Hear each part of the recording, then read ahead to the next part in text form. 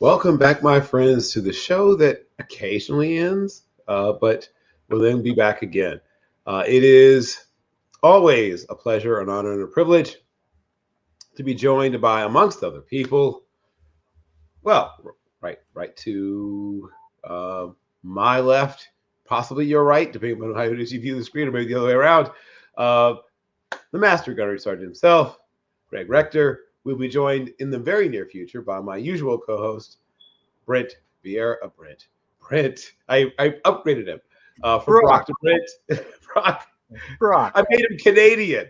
I Canadianized him. Yes, you did. I'm the one who's up here. I'm the one who's north of the border. Come on now. But that's the Canadian version of Brock. Brent Vieira. Brock Vieira will be joining us. And then in a few minutes after that, we will be joined by your friend, my friend, everyone's friend, and our number 2 ranked friend of the show, Mr. Josh Keatly, to discuss this week's game of the century, the Ohio State University versus Penn State. Yes, I see your Penn State sweatshirt. We can start breaking down that game a little bit even before Josh gets here. But those are not the only consequential games this week. No, they are not. Duke and Miami is an important game for both programs. Air Force and Army will have a lot to say about the Commander-in-Chief's trophy. Back in the conference that we were discussing, the Big Ten, you've got Illinois versus Minnesota, which almost smells trappish. Obviously, Illinois is coming off of an emotional and difficult, they've come through most of the toughest parts of their schedule, but Minnesota is a team you don't want to sleepwalk against. And speaking of trap games, San Diego State is laying in the weeds for Boise State coming off one of their biggest wins. Yeah, I'll wait until Brock appears to say more about the Boise State Broncos defeating the UNLV Running Rebels. Yes, yeah. Please do. I'll wait. Please do. Oregon, of course, and Michigan, who are now conference rivals, which I'll have to get used to saying that. But they will be playing in a very consequential game. I'm very interested to see how Ole Miss and Arkansas look.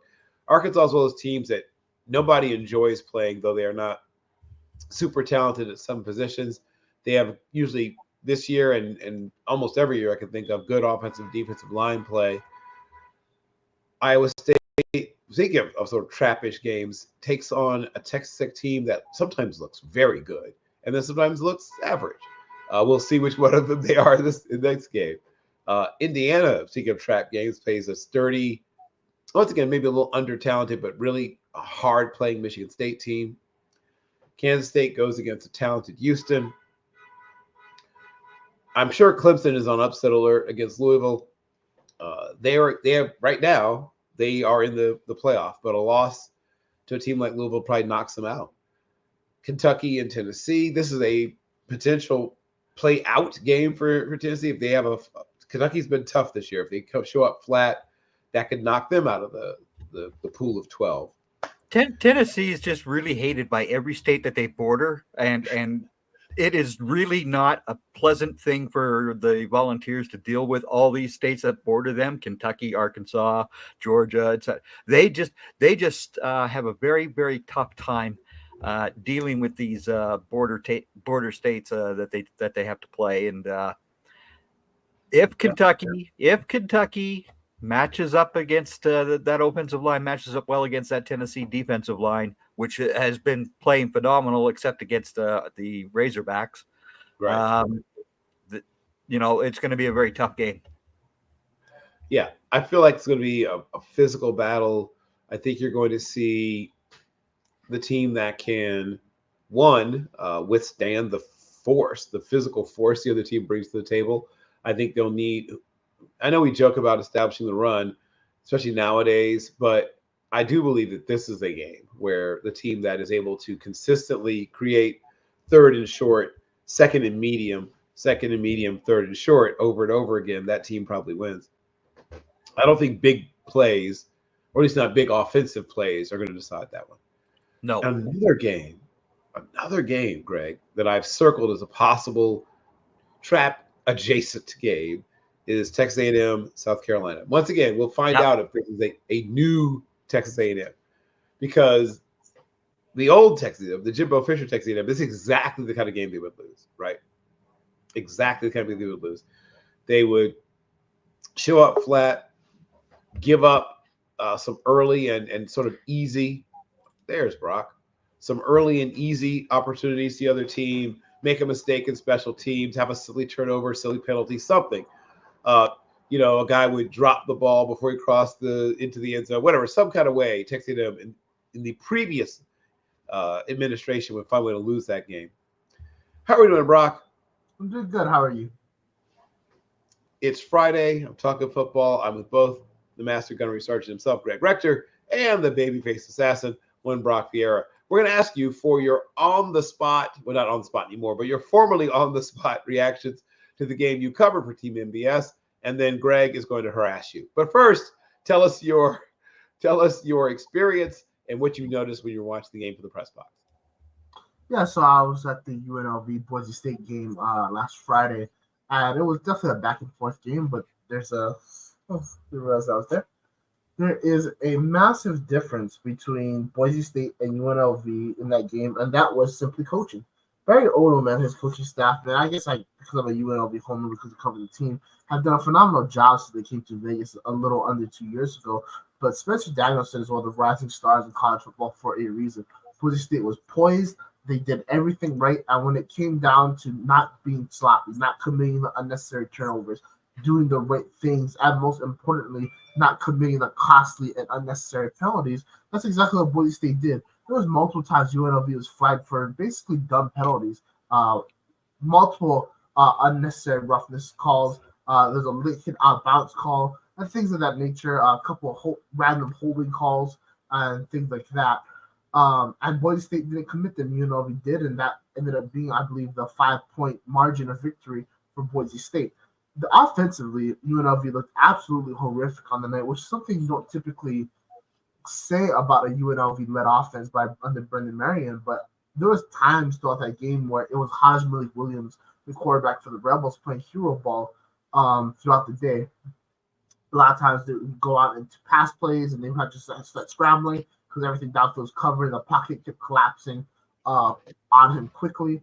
There was a variety of times where they called runs up the middle with Jet Lester and Jet Thomas. I apologize, Jaden Jet Thomas, and he just couldn't get any traction because there was no holes for him to run through. Ricky White had a very quiet night, and it seemed like the Rebels stopped targeting him as the game went on, which is something that was quite interesting considering he is one of the best wide receivers in the entire nation. On special teams, Ricky White has 3 blocks of the season, a block return for a touchdown, but they couldn't get home. Boise State did a great job in the punt protection. And then on the offensive side of the Broncos, there's always Ashton Jeanty. And that's something that UNLV prepared for, and they basically held him in check for majority of the game. But because of that, their quarterback, Maddox Madsen, had himself an incredible night. They ran play action to a T. They executed everything with no problems. They kept hitting their targets down the field, and they kept pushing the ball, and that was one of the main difference makers as well. And then when there was nothing downfield, Madsen would just take off and run for a first down, which he did time and time again. Last thing I want to add to that game of why Boise State defeated the Rebels and why they should be considered the top team to enter the college football playoffs as the automatic non-Power 5 qualifier, but also why they should be considered one of the more dangerous threats to actually compete for the national championship, is that their only loss in the season is to Oregon, who's the number 1 team in the country, in Eugene by 3 points. They do everything right. Ahmad Hassain is one of the more underrated defensive ends in the country, and he showed up and showed out against UNLV. And once again, they do everything right, and they do it the right way. They're fundamentally sound. They make plays when they need to, and they don't commit the dumb penalties. UNLV did not do any of those things, and that was the difference, once again, in last Friday's game. Okay. So I'm going to open it up. I'm apologizing ahead of time. We're going to open it up to Greg Rector and anyone else. What? Just because I told him last week that the Boise State Broncos would beat the UNLV Running Rebels, I was correct. And I don't care whether it was by 1 point, 5 points, or 15 points. The Broncos beat the UNLV Running Rebels. That's the end of the story there. I mean, that's it. And it was an enjoyable game. Ashton Genty did not have a Heisman Award type of a night. The UNLV Running Rebels did stop him from running the football quite nicely. But again, as Brock said, that held open the play action game for the Broncos, and that's where they ended up beating the UNLV Running Rebels. Okay. So I'm going to, in the interest of fairness, give Brock a chance to respond. So you've heard the words of your challenger. The game was, despite the mistakes you talked about, despite sluggishness on offense, still a very, very, very close and hard-fought affair. Tell me about some of the things that you believe. I'm assuming these things are things you believe to be fixable, I guess is what I'm saying. This is something that, okay.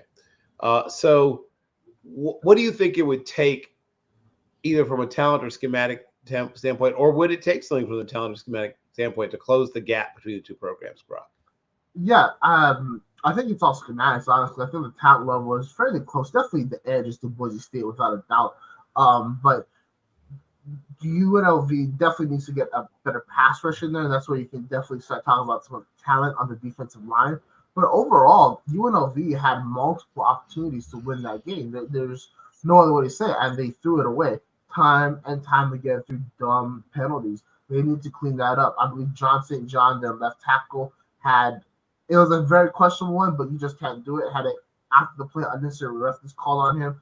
UNLV, once again, as I mentioned, had a late hit on a bounce, ended up leading to a Boise State touchdown, multiple holding calls on big runs. And then the thing that I didn't talk about, but something that I definitely want to touch on, is that UNLV had multiple drives that ended up in the red zone, even within the Boise State's 8-yard line, that did not result in touchdowns on multiple occasions. You can even go back to the first drive of the game where Heisman League Williams had a speed option, which he took to I believe the Boise State 2-yard line, but through a variety of lack of talent, but more importantly, lack of proper play calling, they just didn't punch it in. And there's 2 drives in particular that you can point to where, had they taken touchdowns instead of field goals, UNLV runs away with this game. It's not even close. Credit to Boise State for making a stop defensively, because once again, they did everything right. But if you can just clean that up, the game's in the bag for the Rebels. So I think definitely we're going to see a different UNLV team in about a week or so, because on the bye tomorrow. So when they go out to Hawaii, I think you're going to see a very, very, very aggressive team. And this is going to be a team that's hungry, they're hurt, and they really want to make a statement, especially on this last stretch of the season, because they do have only a limited number of games left, and they're going to need a little bit of help if they want to compete for both the Mountain West and the automatic non-qualifier. It's looking very difficult that they're going to make the college football playoffs. They'll need a lot of things to fall their way. One of those things would then have to win out. They would also need Colorado State, who I believe is currently undefeated in the Mountain West, to lose because they don't play them this year. And then they would be able to face Boise in the Mountain West Championship game. But in that scenario, they have to play in Boise, Idaho, which makes things incredibly tougher. With that being said, you also have a Tulane team that blew out Charlotte last night that is burgeoning. They only have 2 losses on the season. And they're a team that could really make some noise when it comes to that non-Power 5 bid. So they would need them to at least lose one more game. However, if Tulane can lose one more game and things start working out in conference, they could have a winner-take-all game against Boise State in Boise come November. I think that's going to be something that could be legacy-defining for Barry Odom and the Rebels. Okay. I'm going to open it back up for questions, commentary, etc. from the panel, including, of course, Greg. Oh, I have no other questions for the UNLV Running Rebels at this point in time. Boise State is a top 15 member of the country for a reason, and it's because they are a damn good program. That's the bottom line here. And again, I'll remind all of you NFL draft fanatics out there that Ashton Genty belongs to the Dallas Cowboys. Don't anybody touch that man before the Cowboys do. It's the bottom. No, that's That's it. That's it. The two Okay. shiftiest running backs in the previous 4 years, you can say, is what Bijan Robinson and Jahmyr Gibbs, and both of them went inside the top 12. So I think the Cowboys got to lose a lot more games if they want to put their hands in Oh, Jets. but don't worry. We don't have a defense. We don't have any defense. We're getting our butts whipped on Sunday by Atlanta. The following week, we're gonna get our butts kicked by the Philadelphia Eagles. It's happening. It's over. It's over. It's over. Yeah, no, Jets would definitely. I mean, you just want to talk about fits, right? Gentry would be a perfect fit on the Dallas Cowboys as long as they can tighten up the left tackle position, which obviously Guyton is rookie, and that's neither here nor there. But when you talk about a player that can really elevate an offense, this is exactly what Ashton Gentry is. As we mentioned with Boise State, their entire offense obviously runs through him, but the things that they can run because of him, the effectiveness of play action, bootlegs, hitting the tight end in multiple spots up and down the field was definitely a critical reason for their success. So you just add that to the NFL level with NFL players. I think that no matter where he goes to, he's definitely going to elevate whatever offense he's on, and more importantly, he's going to open up the pass game for whatever team he goes to. And that would definitely be a welcome sight for the Dallas Cowboys if he does end up in Texas. Yeah, and the mock drafts do show him going quite often to the Dallas Cowboys. I understand, but I think you'd be hard pressed to find out when Gentry goes out the ball in top 5. I think he's a top 5 level player. I think that potentially a cornerback or left tackle could drop just because that's how good he is. Now, obviously, running back positions is the position that's been valued in these past several years, but you start looking at the contracts you see in the NFL with Aaron Jones and Josh Jacobs, and there's a variety of examples up and down the list, though. Yeah. Running back position is becoming very much valued again. I think that's why you might see Ashton Gentry's draft stock jump even higher than already expected. No, that's possible. But the teams the teams who are drafting that highly, they all need quarterbacks, and we know that they're all going to be hunting for a quarterback early on. So if the Cowboys finish at that 8 or 9 spot, that should be just about fine. I would agree with you as well. I just think that when you have championship contending teams right now on both sides of the conference that are so close to really punching through, Gentry is the type of player that it would not be surprising to see a team trade a fair amount. I'm not talking about Ricky Williams-esque capital. No, nothing like that. But so a team that would be willing to trade a fair amount of draft capital for him. I think he's that great of a player. I think just the fact that he's so shifty that he avoids those big hits is definitely something that has been a big plus for him as well. I think the only concern is the threat on his tires, because Boise State does use him a fair amount, but I don't think that's too much of a concern as it would have been in years past. Well, before we move on from that game, so the sailing is smooth-ish. Well, I mentioned, obviously, the San Diego State game, which is, like I said, I won't go as far as say a trap game, but I believe they'll show up ready. But they definitely need to exercise some caution. Yes. If there is a – yeah, sorry, go ahead. No, I was just going to say, last week, San Diego State had Washington State. They took them to the wire. And honestly, they should have won. So don't take anything away from San Diego State. I got an opportunity to speak to Sean Lewis this offseason during Mountain West Media Day, and he had all positive things to say about his team. I think you're starting to finally see the Aztecs put it together in terms of being able to execute game plan at a high level. I believe that they have one of the more underrated offenses in the Mountain West. I think you're really starting to see them come together. And with a Sean Lewis offense, what we saw at Colorado and at Penn State is that when they're on, they can move the ball very quickly. So for Boise State, this is going to be a game where if you get hit a chin, how are you going to respond? And that's what I'm very curious about when we watch this game later on tonight. And before we close out that part of that segment, for UNLV, is there any other game on the schedule that you think is deserving of some extra time and attention when you look at how the rest of the season plays out? Not necessarily. It's a very winnable schedule for UNLV coming down the stretch. Obviously, they go to Hawaii next week, whose only FBS win on the season is against Nevada, Reno. And then UNLV also plays Reno to end the season, battle for the Fremont Cannon. Looking at their schedule, kind of going ahead, I just got to pull it up to refresh myself. San Diego State, they play at home, which might be a bit concerning, but I think the real trap game for them is going to be San Jose State. They played San Jose State last year, and they lost at home. They have to travel to California for this game, and San Jose State is running a very explosive offense, where if UNLV gets caught sleeping early, they could easily be down 14-0 in the blink of an eye to the Spartans. So I think San Jose State is the only one I have any concerns about, but I think that UNLV should be able to win out the rest of the schedule, finish the season at 10-2. Again, whatever happens with Colorado State, that's going to determine if they're able to go to the Mountain West Championship game or not. Well, Terrell Capers just caught a touchdown pass for the Boise State Broncos, and they are up 7-0.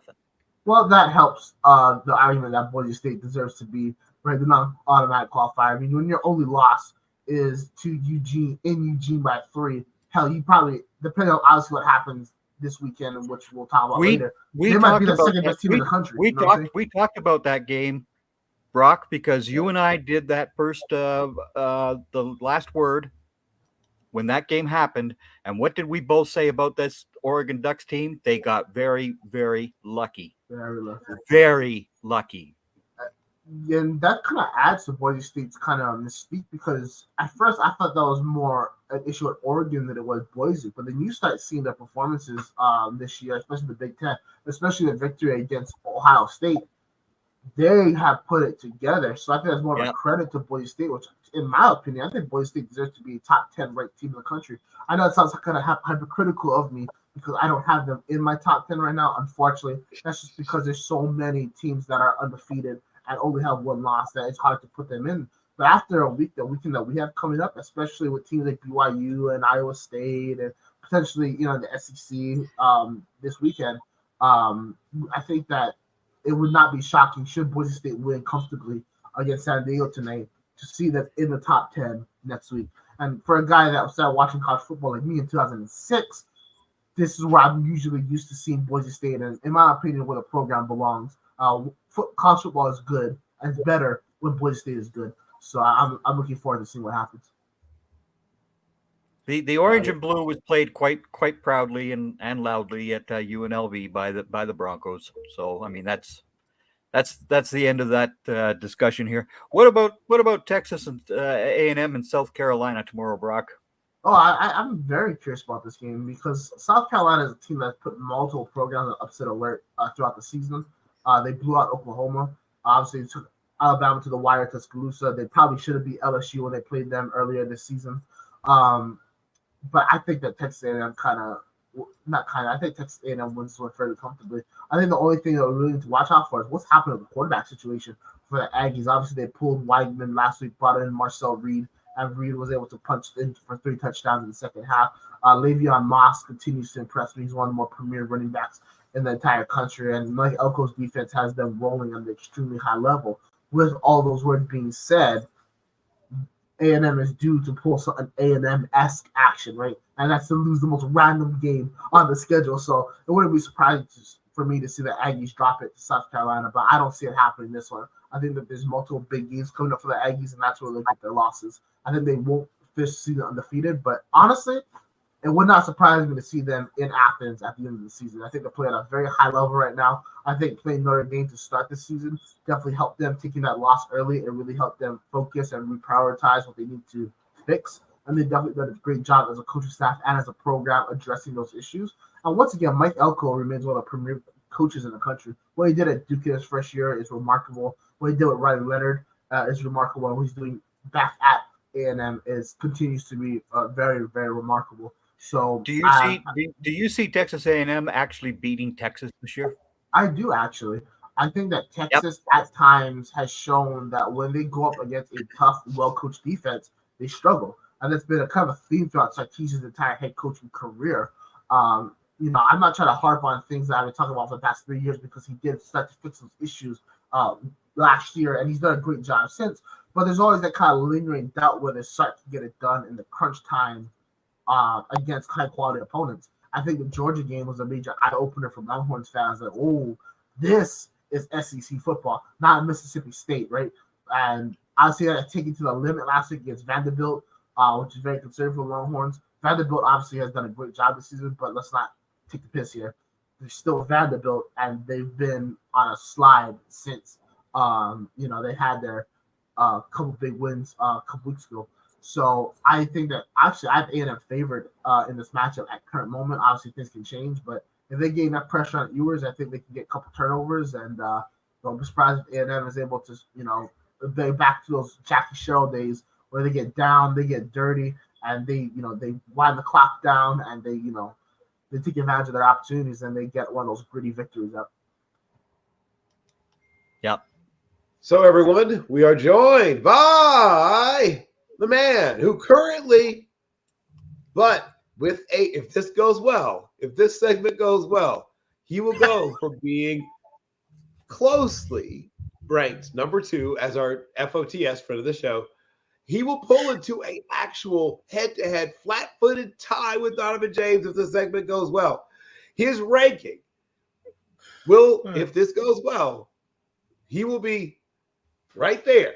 He was close before. If this segment goes well, he will be our number 1 tie for the number 1 ranked friend of the show. We're joined by the one, the only, Josh Keatly. Hey, no one can beat Donovan. Donovan is a good luck charm. Okay, he left and he went to the Indiana. He's with he's covering Indiana Hoosiers now, and now they're undefeated. Yep. Like the dude is a good luck charm. Everywhere he goes, victories follow. So no one can beat old Donovan. And I would like to add to that statement. Once Donovan left Trojans Wire, the USC went absolutely downhill. That's so true.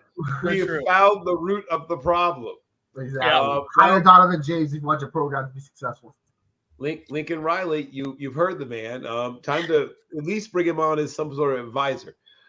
So this is a big, giant, huge, giant honking week for a bunch of programs, but no program more than it is for the Ohio State University. They are going against. Obviously, Penn State hasn't beaten them when they're both Nittany Lions, yes, who have not beaten Ohio State in several years. But guess what? Tomorrow that changes. I'm sorry, Josh.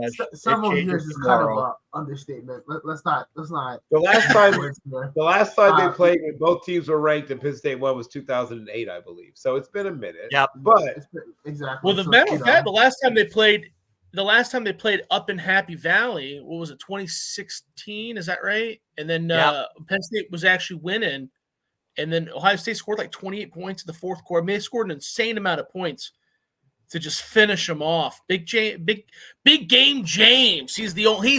He is the poor man's Ryan Day. Really is the best way to describe James Franklin. He's the only reason Ryan Day still has a job, if we're being honest.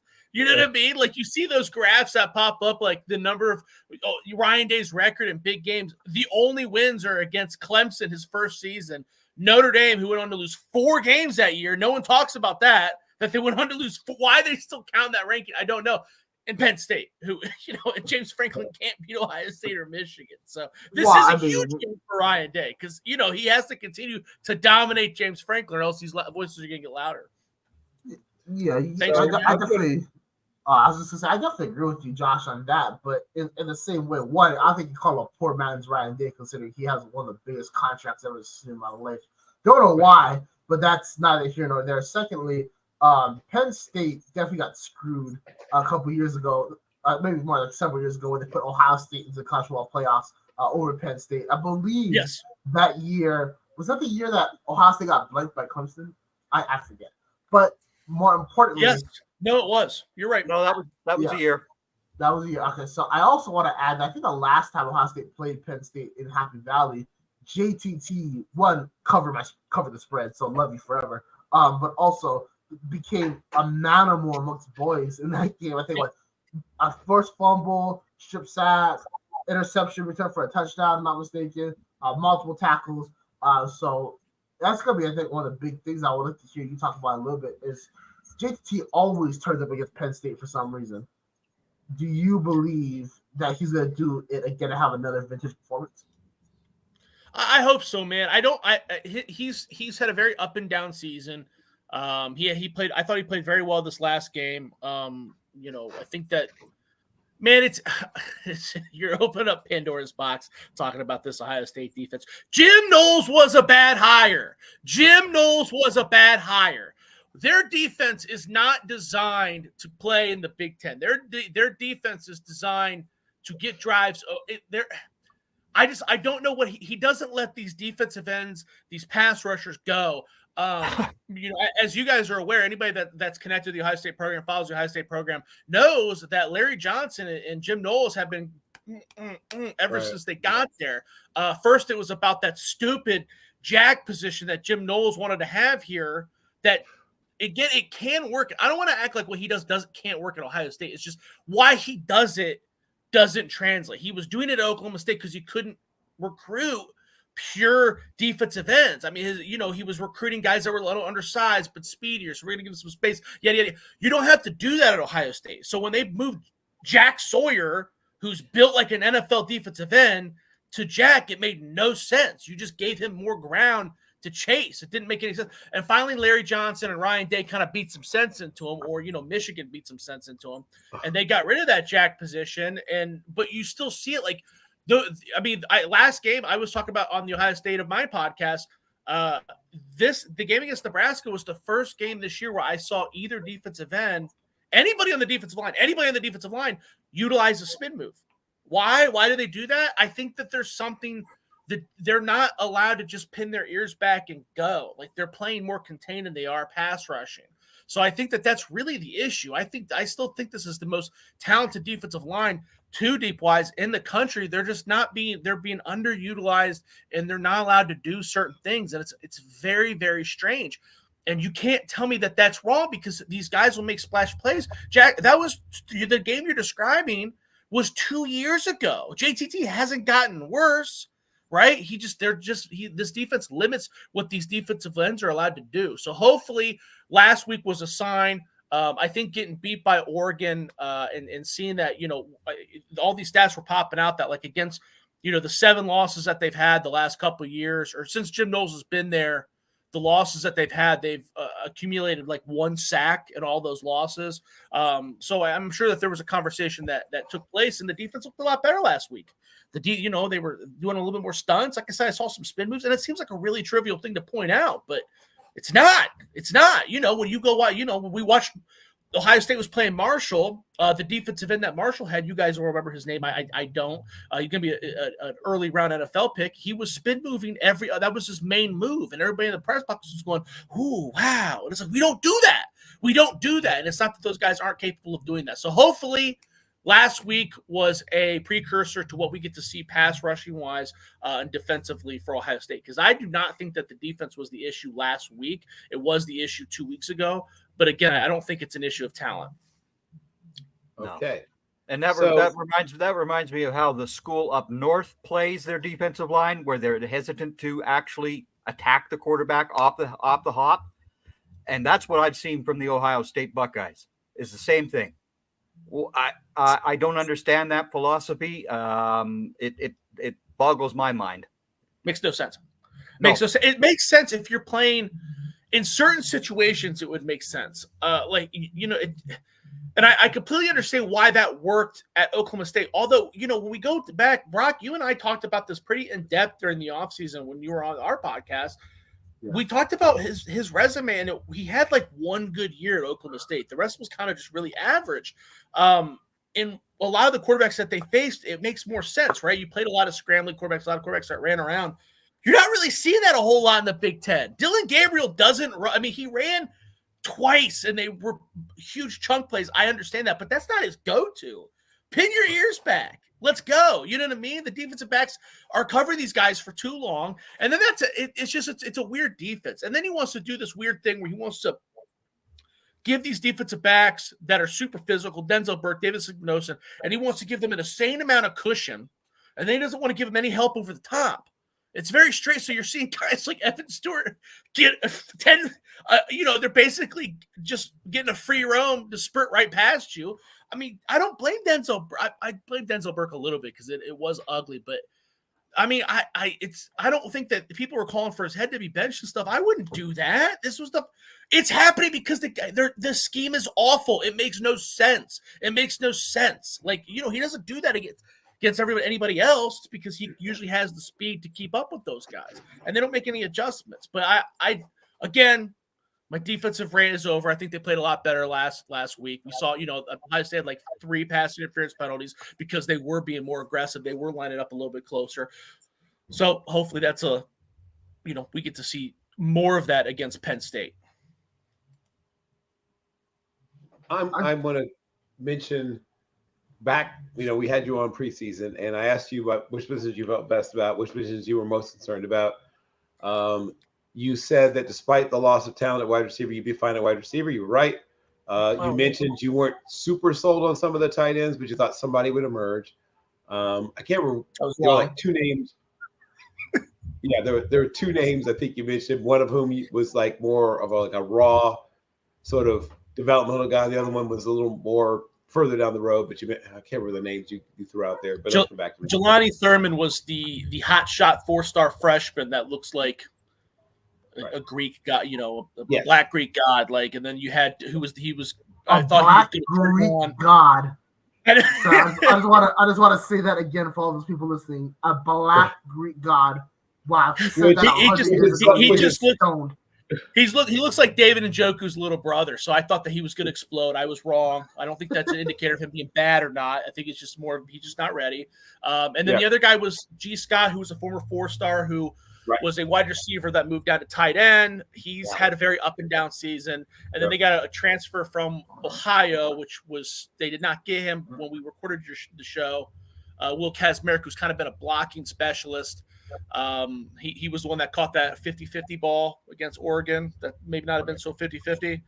But he's hurt, so I don't know if we're ever going to see much of him. Well, he played last week, so. But none of those guys have stepped up, no. Right, right. You felt really good about the running backs for reasons that I guess are pretty clear and easy to understand.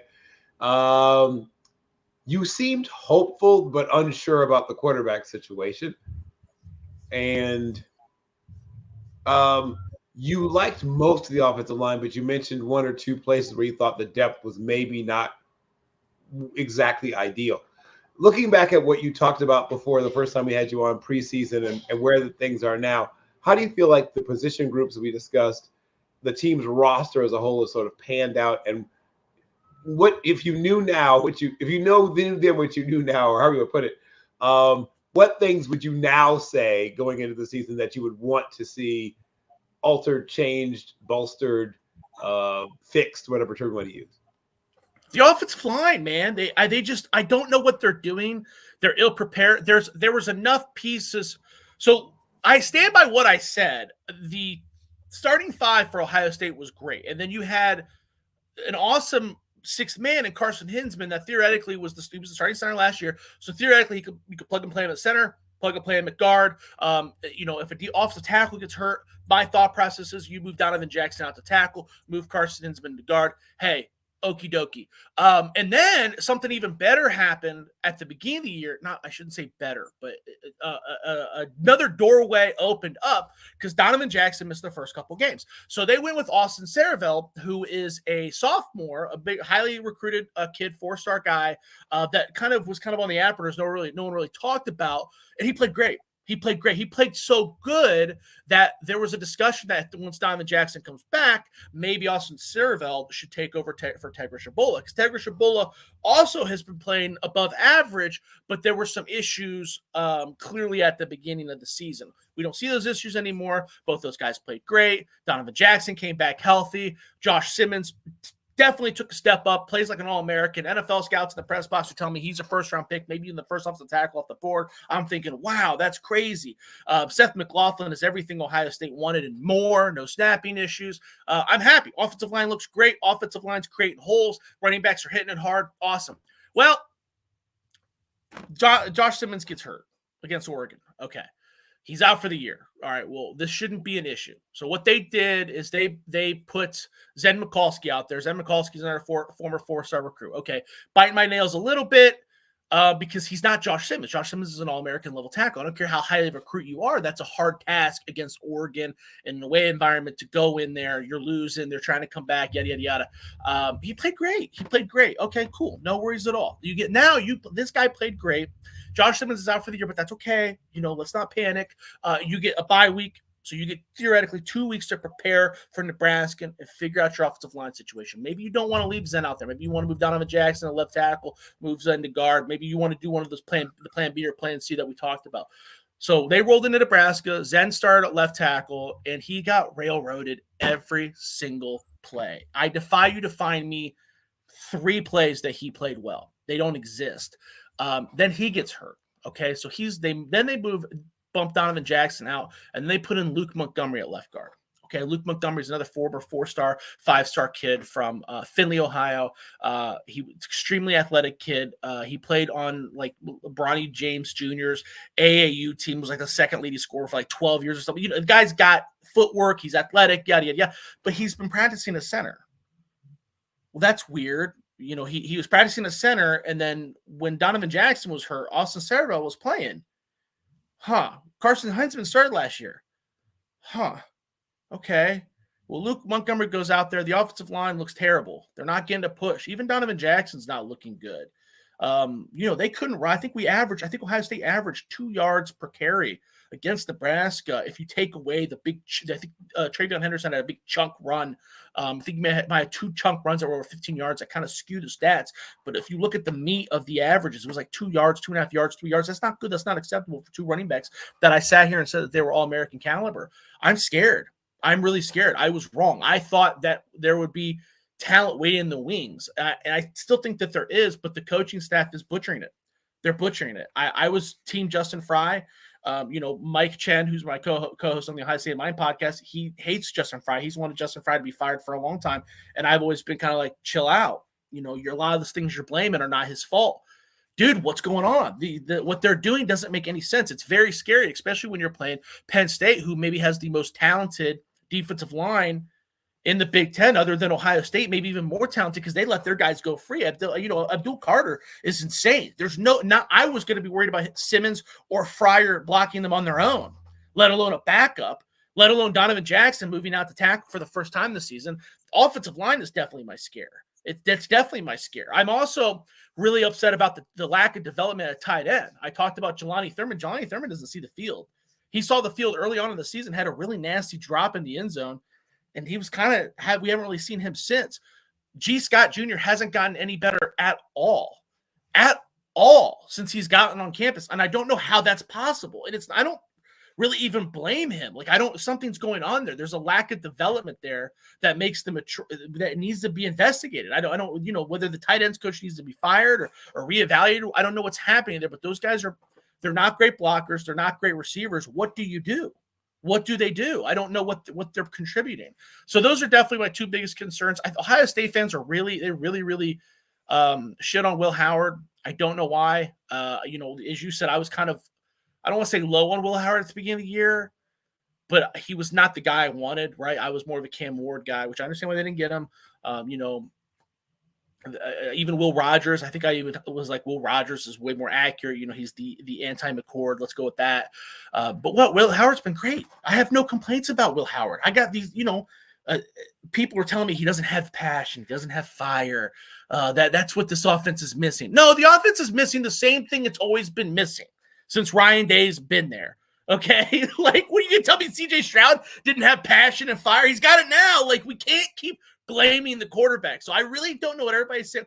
Okay, yeah, he does. Does he have the strongest arm in college football? No, but you can still win a lot of games with someone who's got an above average arm. You know what I mean? He can't throw it 70 yards in the air like Aaron Rodgers. He's still got he threw a beautiful 40-yard pass to Carnell Tate last week.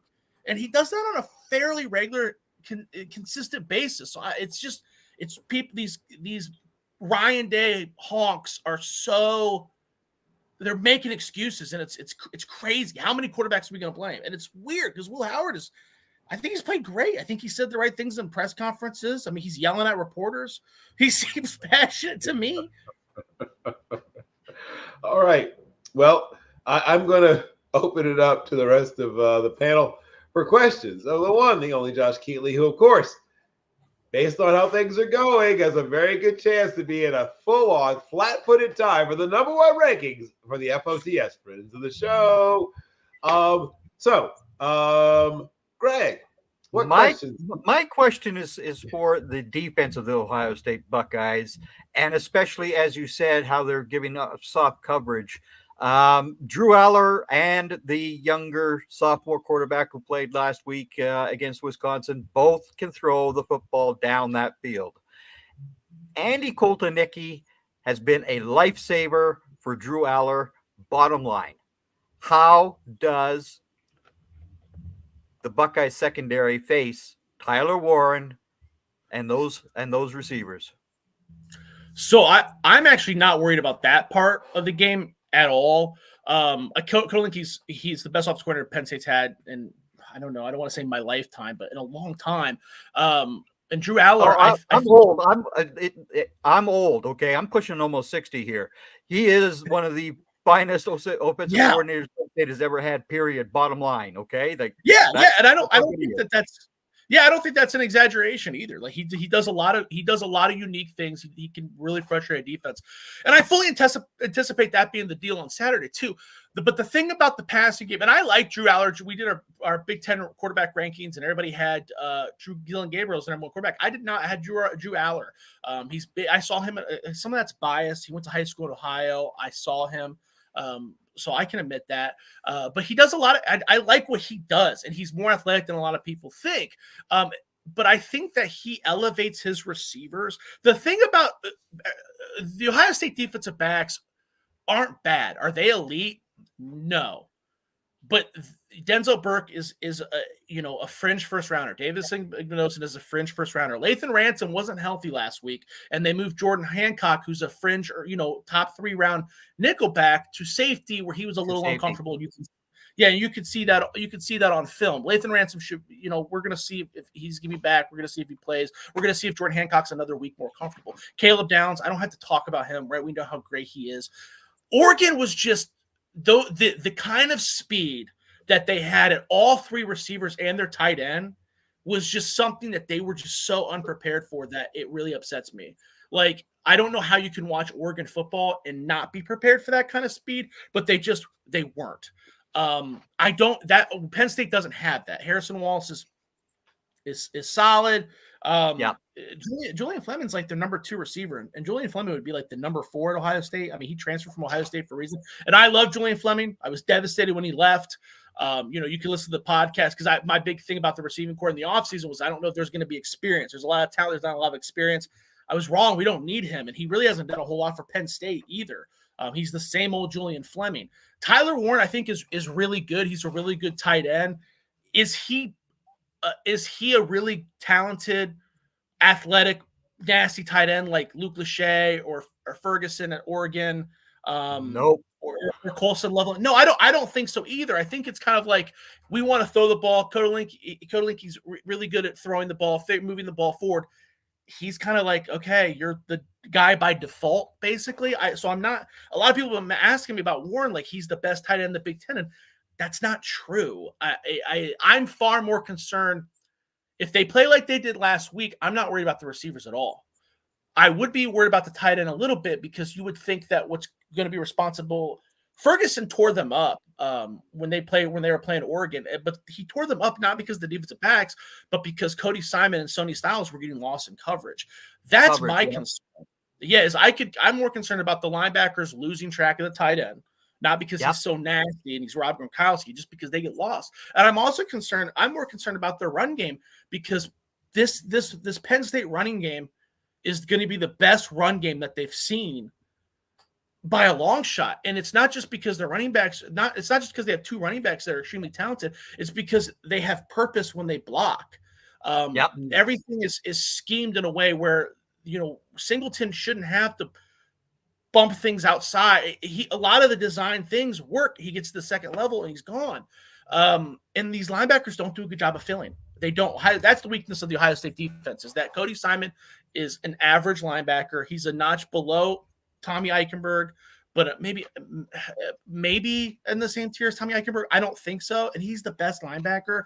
I mean, CJ Hicks, they benched because the dude can't read a playbook. He's a really good pass rusher, great blitzer, but he gets lost all the time. Sonny Styles isn't a linebacker. He's not. And I want to be very clear. Last week, Cody Simon and Sonny Styles had their best games at linebacker. So maybe that was the turning point. I don't think that's likely, though. I think it's just more likely that Nebraska didn't have the firepower to take advantage of the linebackers. But that's the big weakness. And Arvell Reese is still a true freshman. You look at teams all across this country, then the linebacking position this year is absolutely horrifying from top to bottom in this country. I mean, the linebackers are terrible. Yeah. So it shouldn't cause them to lose the game. I fully think Ohio State wins the game. But I do think, like, when you watch, it's hard to watch the Ohio State linebackers and say something like that or feel that way when I watched Iowa's linebackers. And it's like, God damn, why, all those guys, Ohio State didn't offer any of those guys. Ohio State had no interest in any of those Iowa linebackers, and they're all better. They're rotating in. Their fourth linebacker would be the number one linebacker at Ohio State, not because he's bigger, not because he's faster. It's because he fills the hole. He fills the gap. He reads and reacts. I think Sonny Styles had one game where he had like 15 tackles, and people were messaging me because it was a bad game. He had a bad game. And they're like, how can you say that he was the leading tackler? When all of your tackles are 6 yards beyond the line of scrimmage, that's not good. That's not a good game, right? It's good that he made those tackles and they weren't touchdowns, but it's not ideal, right? There's no different than the safety making a tackle. So if Penn State's going to win, that's how they're going to win. The running game is just going to destroy these linebackers, and maybe Warren gets a couple passes in the flats. I think Singleton in the passing game is dangerous too.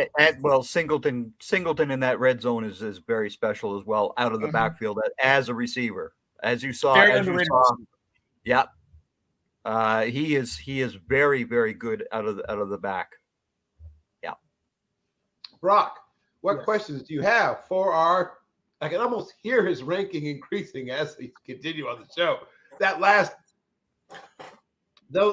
little mini data dump you just did was magnificent.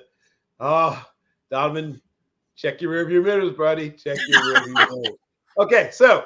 Brock, what questions do you have for the one, the only Mr. Joshua Keatly? I guess I'll have to start out with the topic that Josh and I have been talking about for, damn near 2 years now. Regardless of the result of today, and obviously that's going to change a lot of things of the game. That's going to change a lot of things. What does Ryan Day's future at Ohio State look like? So I want to be clear, Brock, I'm with you. I'm team Fire Day now. You and I talked after the season last year, and I was like, all right, Brock, I'm with you. Fire him. But I do want to be – I was not like that for 2 years. So you were on the ship before me. You were on the bus before me. Yes. I'm with you on the – I joined you after Brock the is Michigan almost game. Always the first one to fire the coach bus. He drives to fire the coach bus, in fact. But I am on that. I am in the passenger seat. I would join that bus. I jumped on the bus after the Michigan game last year. So I think I've always said this. I said this at the beginning of the year. I want to be very clear. And that's an important part of when you're evaluating these coaches is that you can't move the goalpost. Have your expectations. Did they meet it? Did they not meet it? He's got to win the Big Ten. And I said it after they lost to Oregon. I was very upset. It was a lot of people commented on that podcast about how upset I was. And I never said to fire him midseason. I would never do that. It's Ohio State. And Ryan Day's not a bad coach. I've never called him a bad coach. Just but when you look at the best coaches in Ohio State history, Urban Meyer, Jim Tressel, Woody Hayes, those guys were head coaches at smaller places first, right? Urban, Bowling Green, Utah, Florida. Jim Tressel, Youngstown State, right? Woody Hayes, Miami.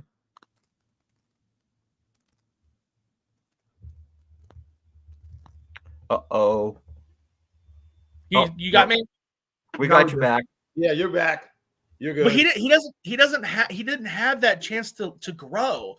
He immediately – so you have – everything he does, you kind of have to take with it was a bad fit. I think that there's a chance that he could go to somewhere, go down to Marshall, have a really successful career there, come back up, win a national championship with somewhere else. I still think it's highly unlikely because he's the one that doesn't have the fire. He's the one that doesn't have the passion, right? I've been covering Ohio State for not a long time, but I was at Ohio State when Urban was there. I was associated with the football program when Urban was there, and that guy was a dick. All those stories are true. That guy's a dick. Ryan Day's not. Ryan Day's one of the nicest people you ever meet. That might be one of James Franklin's problems too, because James Franklin is one of the only head coaches when I go to these games and I'm sitting there on the sidelines pre-game taking photos like a dummy. He'll stop and talk to me. Like, nice guys do. Why are you doing that? You're the head coach of Penn State. Don't talk to me. Go, give me a dirty look because I'm in your way and move on. You know what I mean? Like, and I think these great coaches, they just have that constant chip on their shoulder where they hate everybody.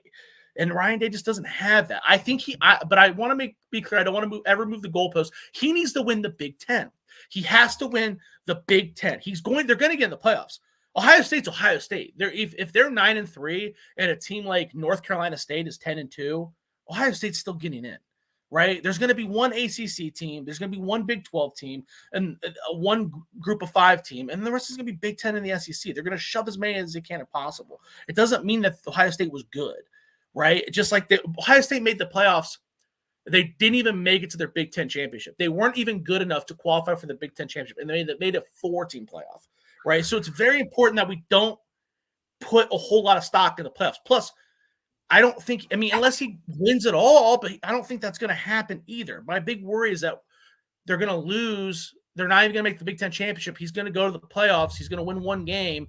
And everybody's going to be like, well, he was close. Just kind of like they do with the Georgia game. And it's like, no, he wasn't close. He had the best quarterback in Ohio State history in C.J. Stroud and one of the best wide receivers in Ohio State history, Marvin Harrison. And they never beat Michigan, and they never won the Big Ten. Why are we staring at a Georgia loss like some kind of moral high mark? It's just that's my worry. So he's got to win the Big Ten. He's got to win the Big Ten. Maybe if he makes an appearance and makes a deep run in the playoffs, I change my mind. But right now, I'm really confident that I want to see a Big Ten win. Big Ten championship. And he's got the roster to do it. So I guess that kind of leads to my next question, which is, I think regardless of what happens this season, it's going to be very hard for Ohio State to move on from Ryan Day internally. Not for me. It's very easy for me, but that's not the point. Could we potentially see a coup where Chip Kelly gets elevated to head coach at the end of the season? No, Chip Kelly doesn't want to be a head coach at all. Chip Kelly doesn't want to be a head coach at all, which I respect. Chip Kelly called the worst game I've seen him coach so far in all of 7 games I know. But his worst game he's coached was against Nebraska. Everything else I think was pretty much chef's kiss. Even against Oregon, it's really hard to nitpick the play calling he did against Oregon. That was, again, pretty much 100% on the defense. And that's kind of where he's comfortable. I've talked to a couple people that were associated with Chip back at UCLA. And he doesn't – the NIL thing, he's already not like a huge recruiter. He's already not really wanting to go out. He's not a big kissing babies guy. And when the NIL situation occurred, they were asking him to do more than that. And he's like, I'm not doing this. I'm out. At a place like Ohio State, you kind of have to do that stuff now, right? Ryan Day is very much in the public eye. He's signing autographs. He's doing weekly dinners and stuff like that. Chip Kelly don't want to do that stuff. The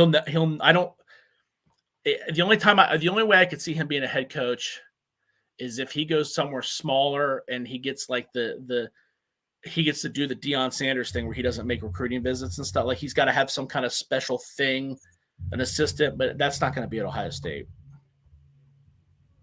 Who would take Ryan Day's place in your opinion then? I don't know. People keep messaging me because I was a big Kirk Cignetti guy. When we did our Big Ten coaching rankings at the beginning of the preseason, I said Kirk Cignetti is the best coach in the Big Ten. Never in my wildest dreams would I think that he would have turned Indiana around this fast. Ask my wallet, because I keep betting against him, and I will again this year. Why do you keep betting Indiana? Because it's Indiana. Eventually, the 10 transfers that he brings in aren't going to, the depth is just still atrocious in Indiana. And you would think eventually that's going to show its ass, but it hasn't yet.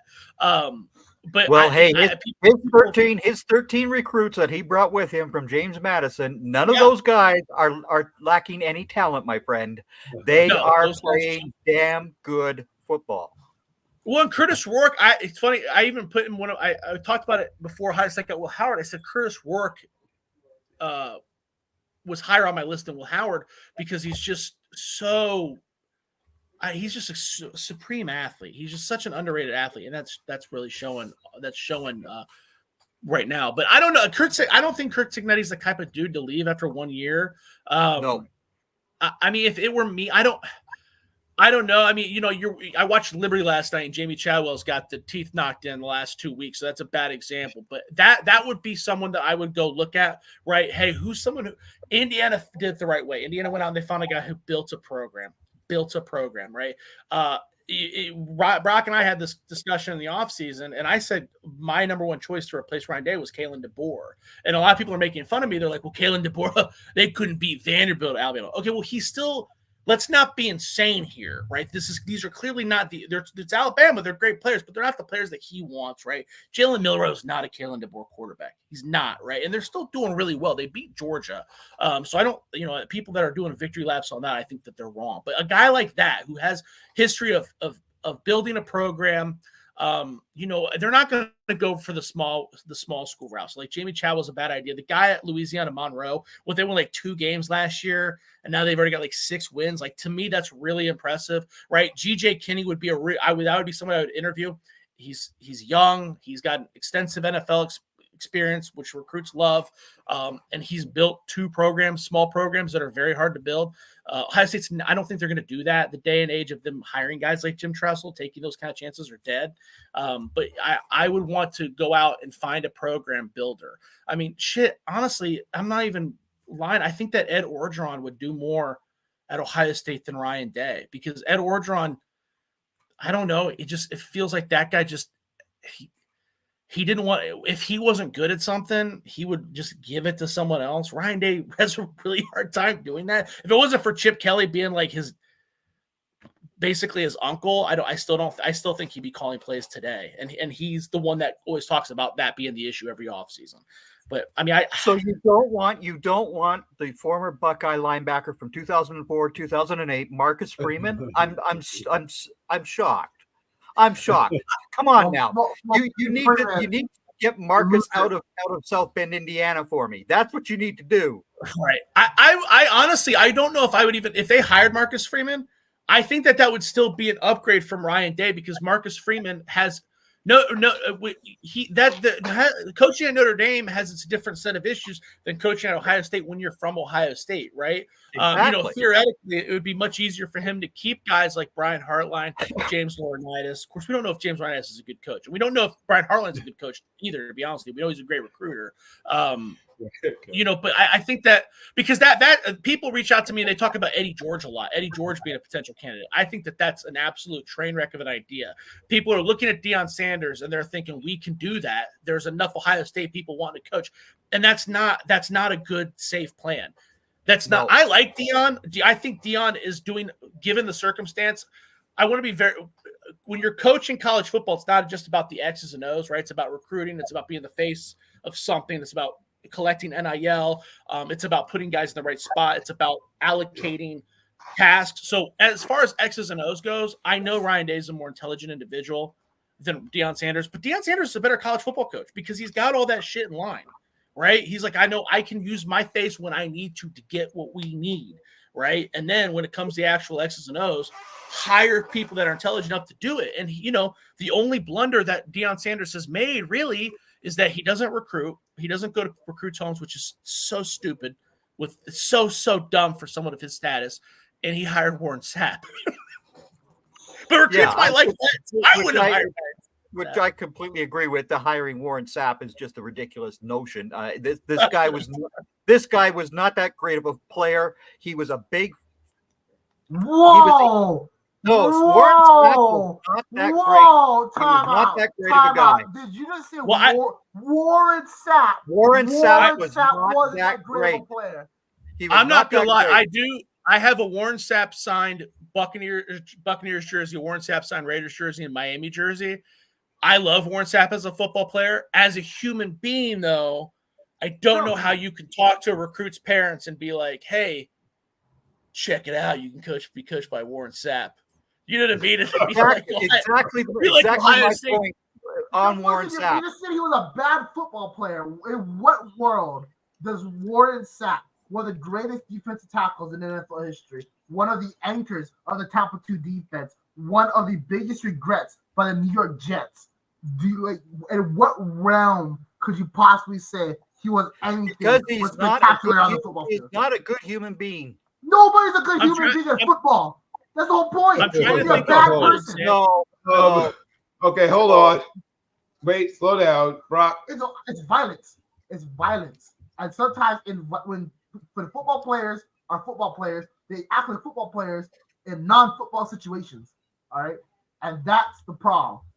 However, he is a phenomenal football player. I cannot believe you just said Warren Sapp was not a good football player. I'll take Vita Vea over Warren Sapp for the Tampa Bay defensive tackle any day of the week. Any day of the week. You have lost your mind, my friend. No, I haven't. Yes, you have. No, I haven't. Vita Vea is a phenomenal player who deserves his accolades, no doubt about it. I will take him over Warren Sapp any day of the week. Oh boy. Any day of the week. So I didn't think the thing that derailed the show would be whether or not Warren Sapp was a good football player. So I didn't have that. That's an outrageous statement. I'm sorry. That's an outrageous statement to say. So there's very few guys you can put over Warren Sapp, and all those guys are in the Hall of Fame. Alan Page. I guess my point was that I think that people Deion Sanders has created a culture where fan bases, especially Ohio State, they're pointing at guys, former Ohio State players that are coaching somewhere, not even doing a great job. Like Eddie George. Eddie George might be a great coach someday. I don't know, but he's coaching at like Tennessee Martin or whatever. Tennessee State. Yeah, Tennessee State. That's unrealistic to expect that. First of all, Eddie George doesn't carry the same cachet as Deion Sanders. Even as an Ohio, I don't know why Ohio State fans think that. I mean, maybe he does. I don't think he does. Very few people do. Except for the Ohio area and I guess Ohio State fans and certain parts of Tennessee. I know he was on Survivor and he was in Broadway and stuff, but I don't think.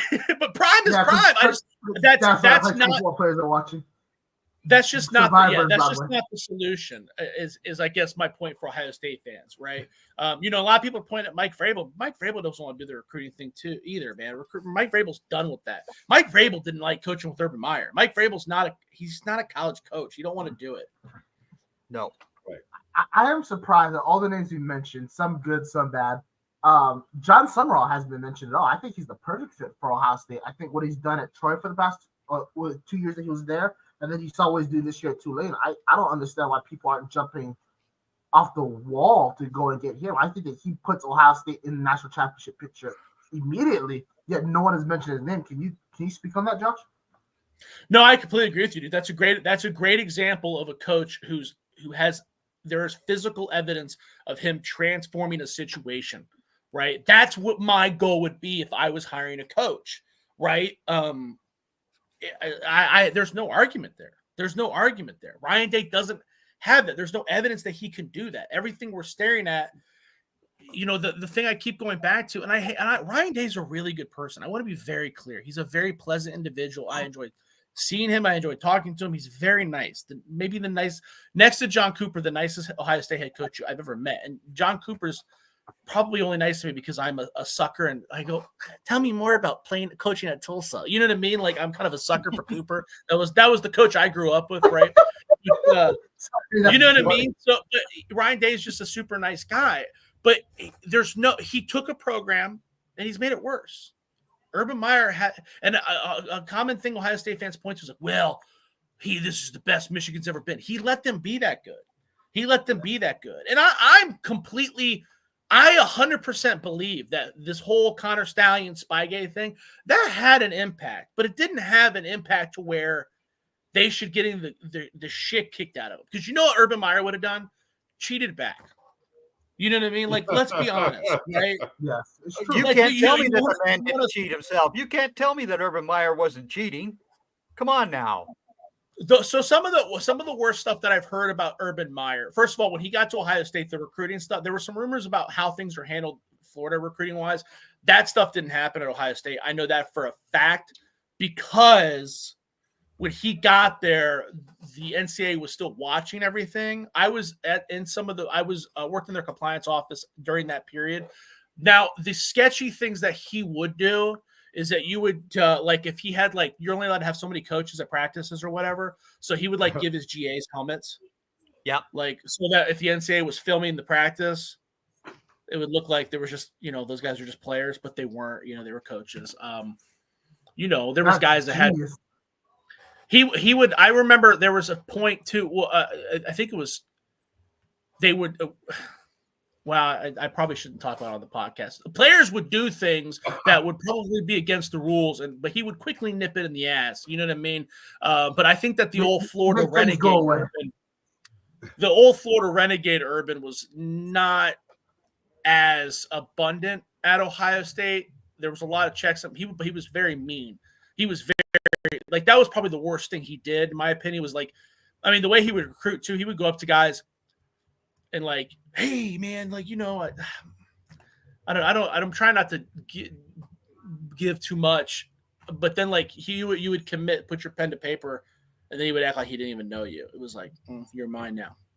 You know what I mean? And that to me is kind of Ryan Day doesn't do that. I think Ryan Day is a very honest individual. A lot of people bitch about the Ohio recruiting, and what Urban Meyer would do a lot is that he would offer a lot of scholarships, conditional scholarships, basically to everybody in Ohio.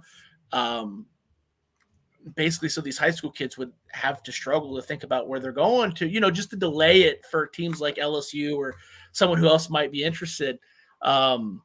Ryan Day doesn't really do that. That's a lot of high school coaches don't really know what's going on either. They're like, why are you offering this kid? Why are you not offering these guys? Urban would have done that. And he's like, I don't want him. Urban didn't want him either. Like he just offered him. You know what I mean? Like, but you kind of have to do that. You know what I mean? There's just a lot of stuff that Ryan doesn't do because I think he's a really good person. I think it's holding him back. There's some other examples, but I'm sure you guys can figure it out, right? So it's just a funny statement. Ryan Day doesn't do certain things to win because he's a good person. I think just kind of shows the issues with college football in general. I guess my next question for you is the NILs, and I want to add to that too because people think that these college coaches are evil and there's always been this innate evilness and yada yada yada. NIL has made this a little worse because now it's giving these coaches credence to be like, bro, you're getting paid now, bitch. You know what I mean? So I want to be that. I don't think that the NIL was the bastion of freedom that we thought it was going to be. You are definitely right about that. And, I cover UNLV, so I've been kind of in the middle of this whole NIL kind of thing. So, you preach to the choir, bro. But I guess my next question that was one of the things that Ryan Day was struggling with, too, by the way. If you look at guys like, I'm such an idiot. Miami, if you look at Miami's recruiting classes the last couple of years, what's the name of the running back? The running back was committed to Ohio State for I don't know, man, ever since he was like a sophomore. And then all of a sudden on signing day, he goes down to Miami. Well, they're bringing in these boats of cash, and then they're coming back to Ryan Day and Ohio State, and he's like, I'm not doing that. This is how they would handle the NIL situation back in the day when it first started. Ryan Day would bring you in a room, and if your first thing as a recruit was, hey, how much cash can I get, i.e. Dylan Royola, he would say, that's the door. And I know that for a fact. The second thing is he would say, listen, I'm not going to – they would obviously get to the money part. You have to. And he would say, well, we don't – you're not going to get a huge bag as a true freshman. You're not going to make more than everybody else here. Right. But what I'm going to do is I'm going to take you out to the parking lot. And you can see CJ Stroud's Rolls Royce. You can see Marvin Harrison's Bentley. That's what you're capable of. And these kids a lot of these kids did not like that. They did not like that. Now he's changed that. Some of these freshmen are getting bags and you guys know that. But it's still not that's another thing that I do think that I got to give Ryan Day credit. He handles that very well. Just like the transfer portal too. Like a lot of people were like messing like, oh, he brought in Quinshon Judkins. How does Travion Henderson feel? Nah, man, he talks to those guys. Whether he tells them or he talks to them, those guys know. Just like when Julian Sand came in, Aaron Nolan knew. Aaron Nolan knew, right? Whether he liked it or not, I don't know. But Ryan Day's I got to give him credit. He's a very upstanding individual. I think he didn't put up with all this nonsense surrounding Quinn Ewers either. He did not put up with all that BS that was going on with Quinn Ewers and his $1 million NIL deal. He just but some of that and that, but the coaching part of the Quinn Ewers saga, he handled poorly. So when Quinn Ewers, the whole Quinn Ewers wanted to make cash as quickly as possible. I'm not in Ryan Day's head. Maybe Ryan Day knew what he was doing the whole time, but in hindsight, it does not appear so. So when Quinn Ewers got to campus, Quinn Ewers didn't travel. They didn't dress Quinn Ewers at some of the games. Quinn Ewers was basically a glorified water boy, man. Like it was. They would do. Quinn Ewers had a rough time at Ohio State. It was very clear that Ryan Day had no interest in playing that young man. So to a lot of people, it appeared that Ryan Day was like, this guy's going to be gone. I'm not going to even waste my time. And that might be true. Maybe that was the right way to play it. But also he's done that to other freshmen that end up staying. That appears to me to be more of a Ryan Day thing. We saw Nick Saban, and Nick Saban's gone now, but we saw Nick Saban when the NIL stuff happened, the transfer portal happened. Those freshmen were going in earlier. Those freshmen were being filtered in earlier to kind of keep them, appease them. And Quinn Ewers was wanting that, and he had no interest in doing that. And he did that a lot. And I want to say that was all part of Ryan Day's grandmaster plan. Like, this kid was not going to be here for very long. And Quinn Ewers had a hard time. Donovan knows more than I about the Quinn Ewers saga. I can tell you that as soon as that dude stepped on Ohio State's campus, he was signing autographs at the mall. On bye weeks, he was going out to the mall. I know that there were a couple occasions where the coaches were like, hey, why don't you throw some extra passes or, stay for film. And he'd be like, no, I gotta go to the mall and sign autographs for $200 a pop. You know what I mean? I know that happened. So again, maybe that was all part of Ryan Day's design, but he did that. He didn't travel and he didn't dress a lot of guys. CJ Stroud barely saw the field before his first year starting. Kyle McCord started one game because CJ Stroud was hurt. But, Jack Miller was a former 5-star guy who's retired now. I know that he's not very good, but didn't see any time. Harry Miller, who's the center that dealt with a lot of mental issues and ended up medically retiring. He didn't travel when he was a freshman. He was a 5-star. There's a lot of highly recruited guys that didn't see any time, and you got to wonder if that's just might be a Ryan Day thing. Like, would have last year have happened if he would have had Quinn Ewers? Like, is that his fault? You know what I mean? Like, I don't know. Ryan Day, in hindsight, does not appear that he handled the Quinn Ewers situation as best that he could, but I also don't blame him 100% for the fallout of that. No, exactly. And that's what I'm saying. He handled that whole situation as best as he could. And if he doesn't want to start you as a freshman, I don't care if you're a freshman.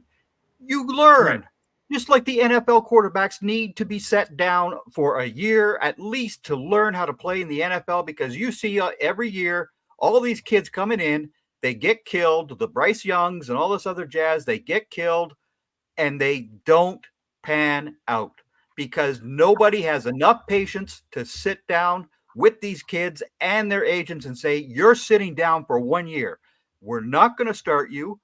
That's it. Nobody has any patience anymore. And I think that I agree with you 100%. The problem is at a place like Ohio State, if you sit the bench and you are a stud like Quinn Ewers, and there's a lot of them that they're not Quinn Ewers, but they're on that same level that have that same kind of, humorous, right? Like Zach Evans at Ole Miss was the same way, right? If you're not filtering those guys or showing an effort of, hey, you're going to be the dude, you want to throw a couple passes, I'm not just going to throw you, he was doing this thing too, where they would be up by 50 points and he would let the backup quarterback go in for the last 2 drives and they would just hand off. And it's like, that's not super sexy for a guy that wants to get paid and play now. I understand what you're saying. You're saying is better for the game of football, but in the grand scheme of, but these kids don't give a shit. They want to get paid. They want to play. And that's Ryan Day does need to make a better effort of filtering those guys. And he has this year.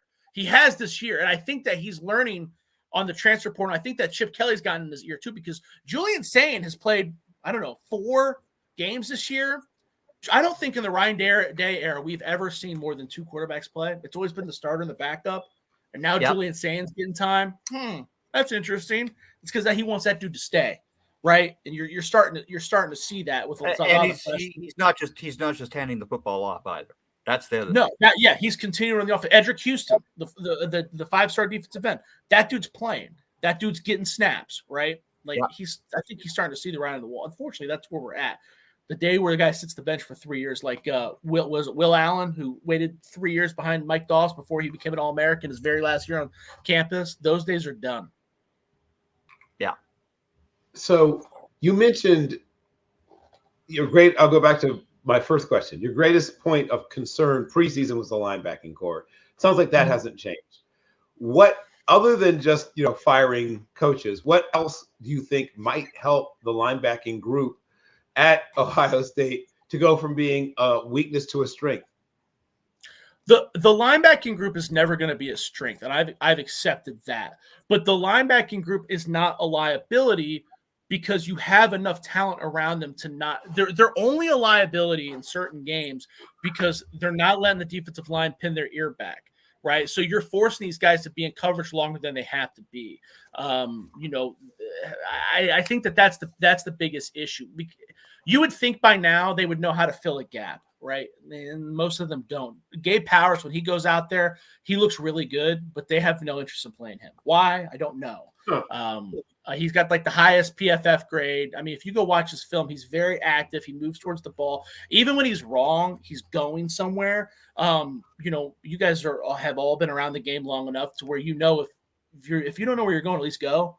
Right, Sonny Styles. There's a lot of plays where he's just not going; he's just staying. Right, but they're not a liability anymore. I think that they've gotten past some of that. Like I said, if you watch this last game, they weren't a liability at all. They were far better than the defensive backs, in my opinion. The last 2 games. We saw against Marshall. I think that was the one group where playing smaller schools and crappy opponents really helped them. You would see a couple games where, like, Marshall was really telling. There was a goal line play where Marshall handed it off and he dove over the line, and Cody Simon was just kind of standing there waiting to hug him. Well, the next week, in the next week, whoever they played ran the same play, and he was like, "Nah, dude, I'm meeting you." Right, and you can kind of see that, right? With the tight end play against Iowa, Sonny Styles was getting beat, and I feel like he got beat against Oregon too, but he was at least chasing. Like, it wasn't like he was nowhere around. So I think that they have improved where they're at. They're always going to be a liability, but I don't. You have to change it by strengthening everybody else around them. And I also think you should rotate more. CJ Hicks is a really good blitzer. CJ Hicks is not great in coverage. CJ Hicks is a liability in coverage. Okay, we'll rotate him where he's blitzing. You can do that when you're Ohio State. You obviously can't do it every time, but you can rotate that guy.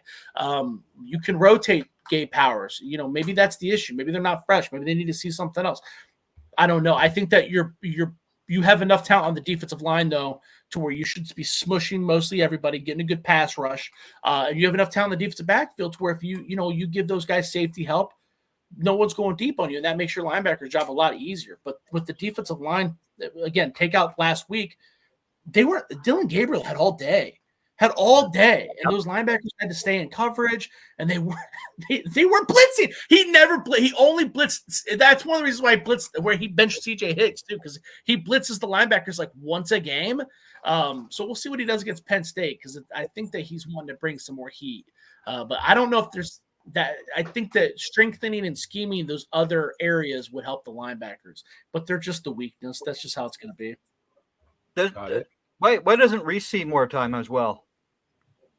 Well, Reese starts. Arvo Reese plays a shit ton. He remember last week he got kicked out of the game because the phantom head-to-head call, right, which they took away. So he'll be back for Penn State. But he didn't start. I don't know why he didn't see action at the beginning. At the beginning of the year, it was Cody Simon, CJ Hicks, and rightfully so. Yeah. Cody Simon's been there for 4 years, former 5-star recruit, dealt with a lot of injuries, a very intelligent player. That's not his issue at all. Just maybe just lacks this, he ain't Ryan Shazier athletically. And then CJ Hicks was a former 5-star guy who rumors indicate was like, I'm going to leave, dude. I need to play. And they were like, all right, you're big, fast, athletic. Let's rock and roll. Let's see what you can do. And he just kind of pooped down his leg. And Sonny Styles needs to be on the field. He is an athletic freak. He's an athletic freak. But he shouldn't be a line. They want to put Sonny Styles on the field, and unfortunately they can't put him at safety because Caleb Downs and Latham Ranson are back there. I would rotate him back there. I don't think he's a linebacker. But that's why so you got those three guys that definitely take precedence. But Arvell Reese has played well enough to where he's starting now. So you're definitely going to see more of Arvell Reese as the season goes on because he is definitely starting. I don't have Styles listed as a linebacker at all either. I really don't. Yeah, he's a safety at the NFL level. I agree. Yeah. Okay, so Brock, what other questions do you have for our? Yep. I just going back. What has been the hesitancy by the ADs and the administration to make a move regarding Ryan Day? I mean, I'm sure they hear it every single year. Obviously, I think we're kind of in agreement, regardless of what happens this season, unless it's a total collapse. Ryan Day is back in 2025. Whether that's justified or not is to be debatable. But do you believe that there's a lack of courage in the AD's office to make a move, if possible, if they wanted to? Yeah, dude.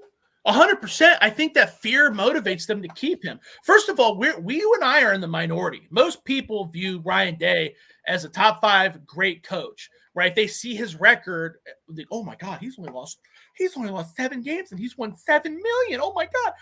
Well, $6 million were against Akron. That's the problem that I had. That's the problem that you have. You know me, and we're all aware of expectations. We're all aware, and I tell you what else makes you aware when you're gambling, right? Because when you see that the average spread against MAC opponents is 45 points, and he's, you know what I mean? Like they play 3 games a year.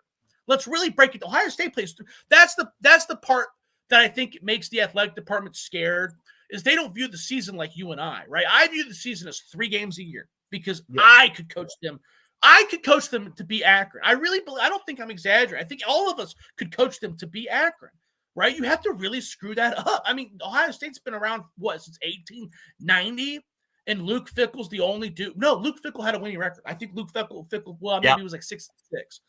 Dude, Earl Bruce got fired. He was winning 10 games a year. John Cooper didn't have a losing record. He just couldn't beat Michigan, which is the same problem Ryan Day's having, right? But it's so weird. You can't lose. You can lose at Ohio State. I want to be very clear about that. I understand that, right? Because Michigan fans probably said that 30 years ago, and then Rich Rod and Brady Hoke came in. But Rich Rod was also kind of sabotaged. Like, you know what I mean? Like, Michigan also didn't help themselves, right? We all kind of know that story a little bit in Rich Rod's defense. It's really hard to lose at Ohio State, man. Most teams, but hire Bronco Mendenhall. Bronco Mendenhall is going to win every game Ryan Day won.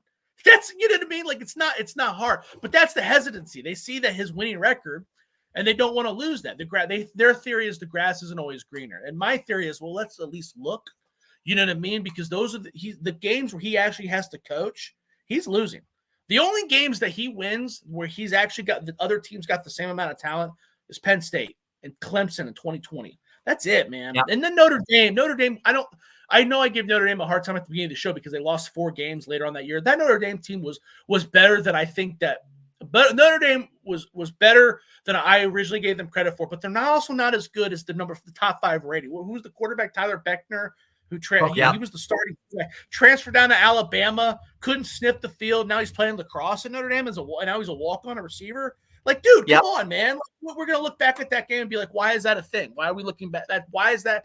That's one of his top 5 wins. If you rank Ryan Day wins, that's one of his top 5 wins. And that's not good. But the athletic department doesn't view it that way. They don't want to. They just don't want to become. I really think that when Michigan fell down the mountain with Rich Rod, Brady Hoke, I think it really sent a ripple effect throughout the rest of the Big Ten.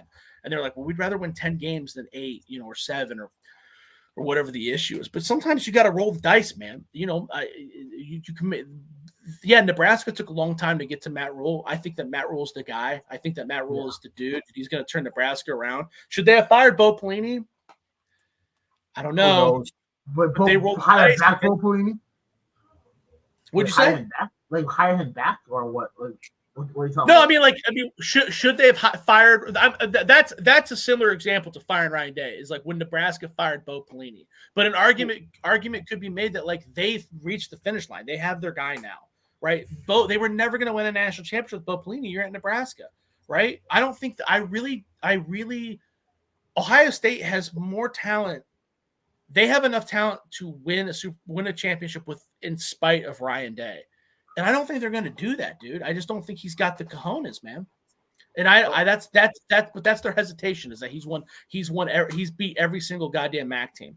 And another thing that people don't understand too, and this because Ohio State fans mess with me all the time about Urban Meyer. Urban Meyer lost to Purdue. Urban Meyer lost to Iowa. You can do that in today and age is college football. You can't, because you're not competing. You're not competing with the playoff spot against goddamn Purdue. You're competing with Oregon. So you can't lose to Oregon. You can't lose to Penn State. You can't lose to Michigan, because when the TV stations look at it, they're picking between those teams, right? When recruits are choosing a school, you can convince anybody, TV networks or whoever, that that loss was a fluke.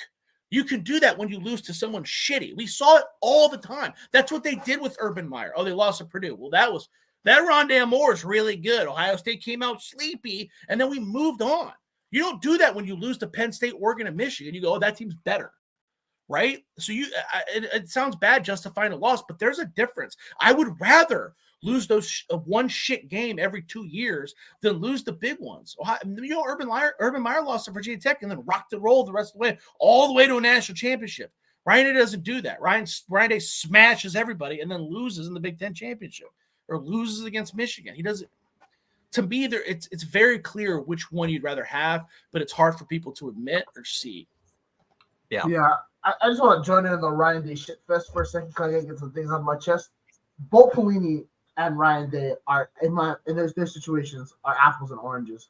Nebraska, basically, he did exactly what Frank Solt did when he was there, outside of making the national championship game. And quite frankly, the national championship game Frank Solt made, Nebraska shouldn't have been at, but that's not a here nor there.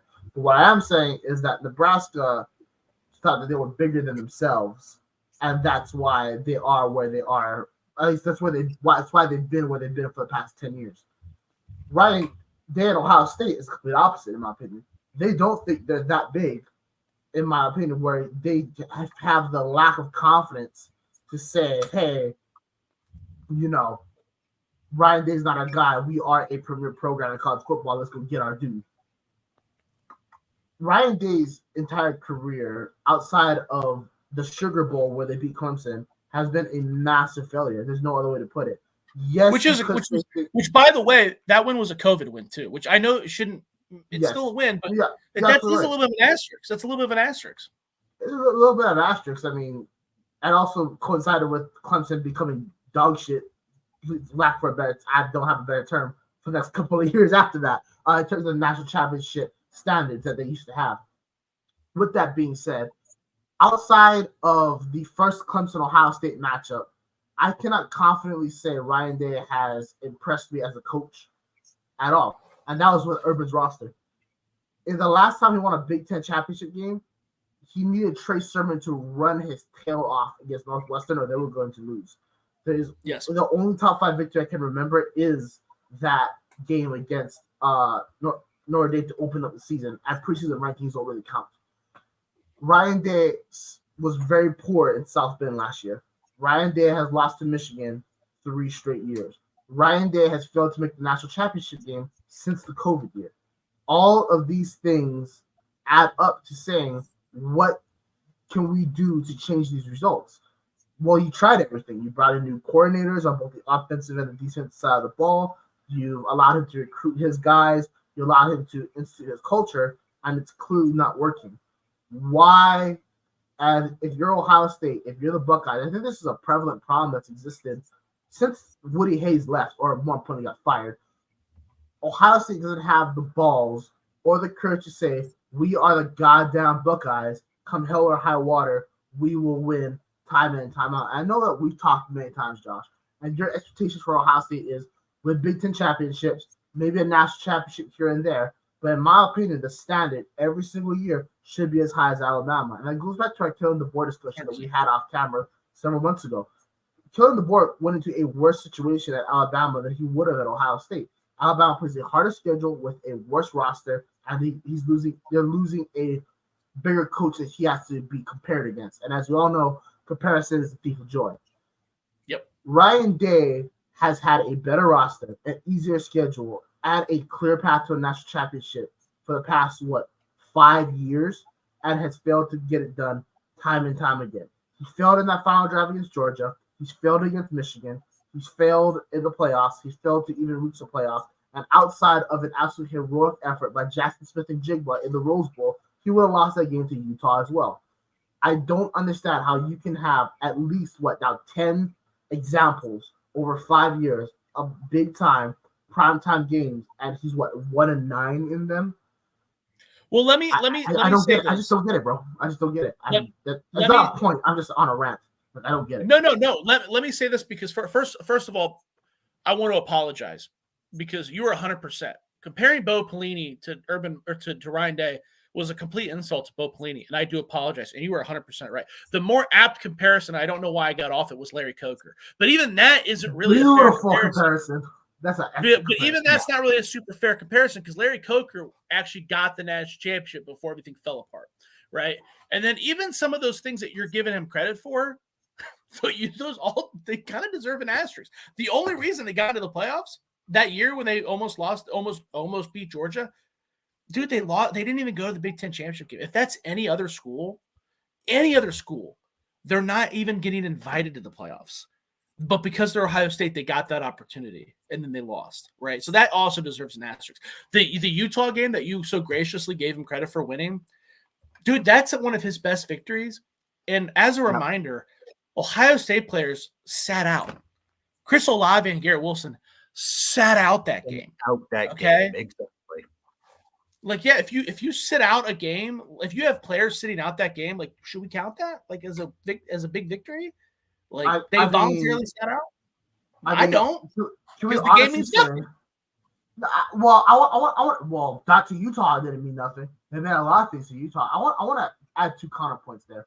One, I want to remind everyone the last time he made the college football playoffs, he needed both USC to lose in the Pac-12 championship game, and he needed Alabama to have 2 losses, which they picked up that year by a grand total differential margin of losses of 4 points. That was a loss to Tennessee, and a loss at LSU.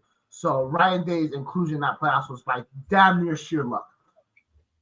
Secondly, and we're going back to that Rose Bowl game, we knew what the starting rosters were entering that game, and Ohio State was clearly the better team. And the fact that they let Utah basically run over them for a vast majority of the game. Again, Jackson Smith and Jigba having to pull out the game of his life to be victorious. I think it's more of a credit to the fact that Jackson Smith and Jigba is an absolute stud and a lack of preparation for Ryan Day, which is a continued trend in college football. Now, I don't want to say this as a shit on Ryan Day train, because I do believe that he is a very good head coach. I think that if he does go even another place in the Power 5, outside the Big 10 or outside the SEC as well, that go to the Big 12, I think that's going to be a team that's going to be constantly ranked in the top 8 year after year after year.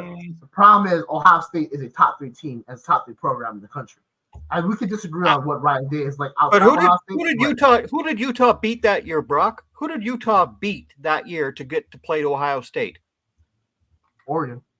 Was it Oregon? And USC.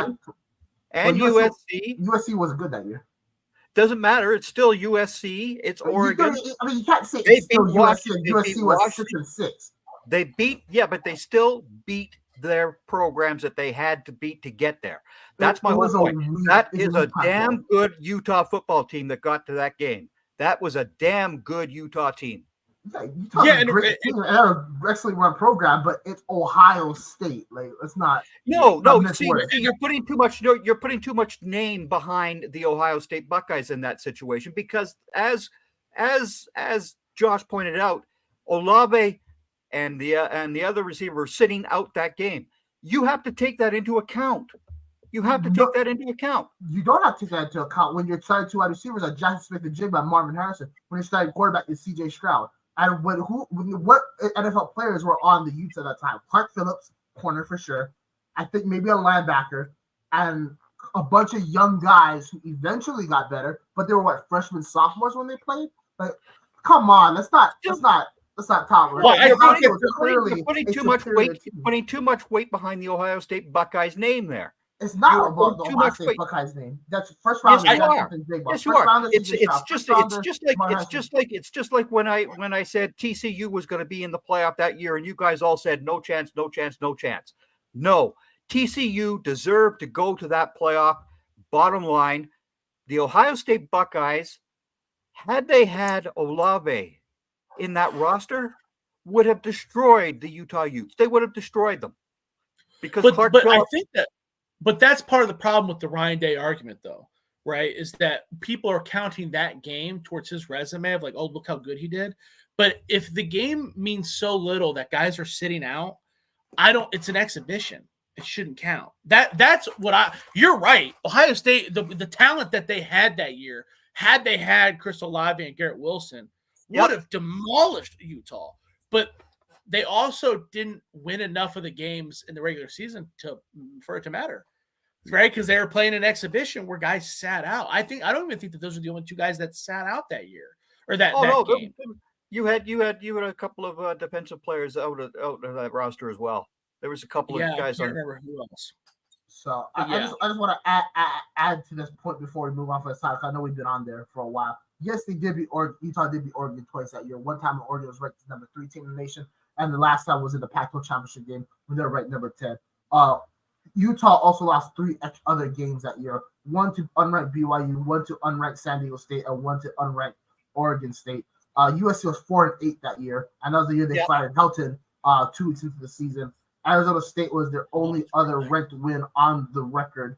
And then if you look up and down their wins, they beat a 1-win Arizona team, a 3-win Stanford team, and a 4-8 Colorado team. So I don't want to necessarily say they were world beaters. I'm not saying they were world beaters, but they were prepared to play the Ohio State Buckeyes as best they could against what the Buckeyes actually were, which was a much further reduced team. That's all I'm saying. And when people say it was the Ohio State Buckeyes that got beat, Josh was right. This is an exhibition game for the Ohio State Buckeyes. But what I'm saying is that Ohio State came into the game with a lot better players, but Utah was the much better coached team, which is a testament to the fact that Ryan Day even is not a winning coach. Even in this exhibition, they're still playing in the Rose Bowl. I want to be very clear because I tend to go on these rants about Ryan Day and people think that I hate him. He is a good coach. I think that X's and O's, few are better. I think that, and you talked about him going to the Big 12. I think the best spot for him would be the NFL because because I think that the thing that he lacks is the emotion.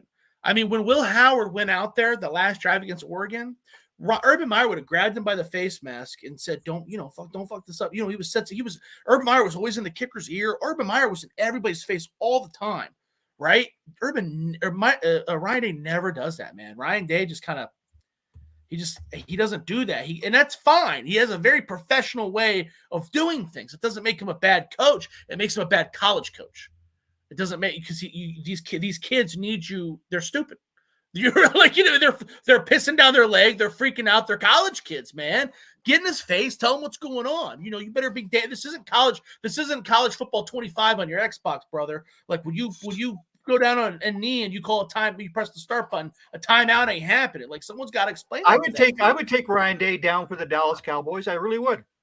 I think the Dallas Cowboys, he would be a fine coach for the Cowboys. He really would. And I think that he would thrive in that environment because that was the big issue about Nick Saban, why he couldn't make it in the NFL, right? What's the whole story where he got up at Jason Taylor's face to tell him to do something, and Jason Taylor said, "No, dude, I make way too much money for your little ass be talking shit to me." And that's Jason Taylor, who's like a very chill individual, said that shit to him. Like, you know what I mean? Like these college coaches, these successful college coaches, they bring that extra fire. And I don't think that Ryan Day has that. I think Pete Carroll's the only guy that was able to really kind of, cross that bridge in my lifetime, at least, because his passion.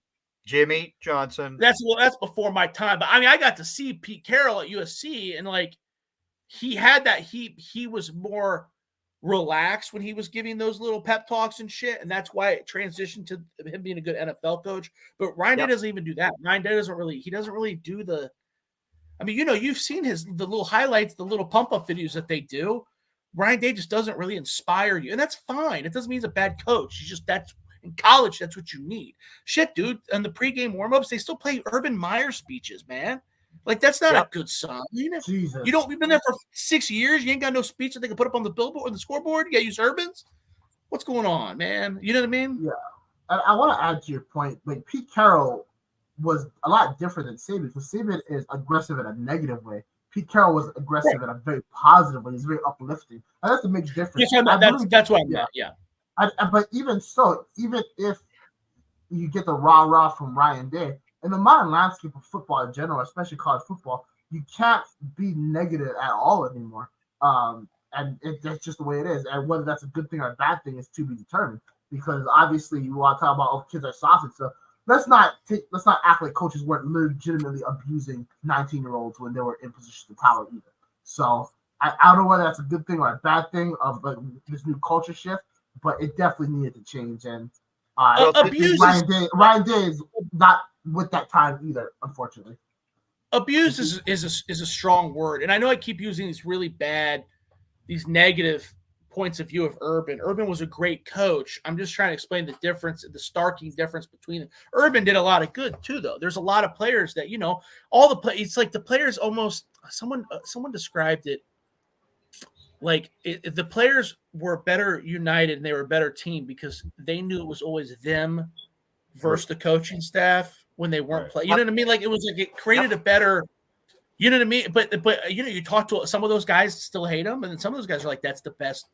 He's the best human being in the world, right? You know what I mean? Like, it's a mixed bag. But I think most of your good coaches are a mixed bag. I mean, or Woody Hayes, there's the guy got fired for punching a player, and there's examples of him being an absolute wild man with some of these players. But that dude was also a good person, right? Right before he died, I mean, Rod Gerald was a former quarterback at Ohio State, moved to wide receiver, and he didn't get his degree, and he left to go to the NFL. Things didn't work out, and he had some addiction issues. And Woody Hayes there were stories where Woody Hayes would call him like every week, begging him to go to rehab, come back to school, paying for his school. Like, and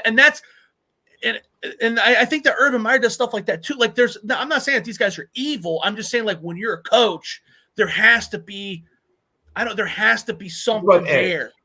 Guys about edge. But there's a clear line between edge and being an asshole, though.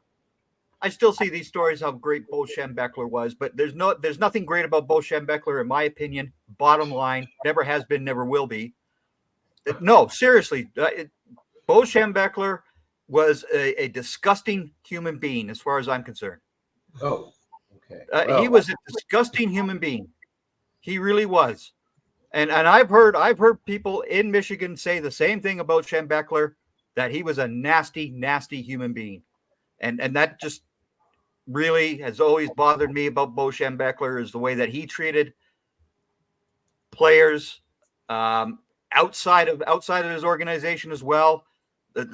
That guy was just a nasty human being, and that is no longer needed in the world of football today. Thank goodness. Thank goodness. Unfortunately, I have to agree with Greg. Schembechler's an asshole, and if there's a heaven and a hell, I don't think he made it all in the elevator all the way up.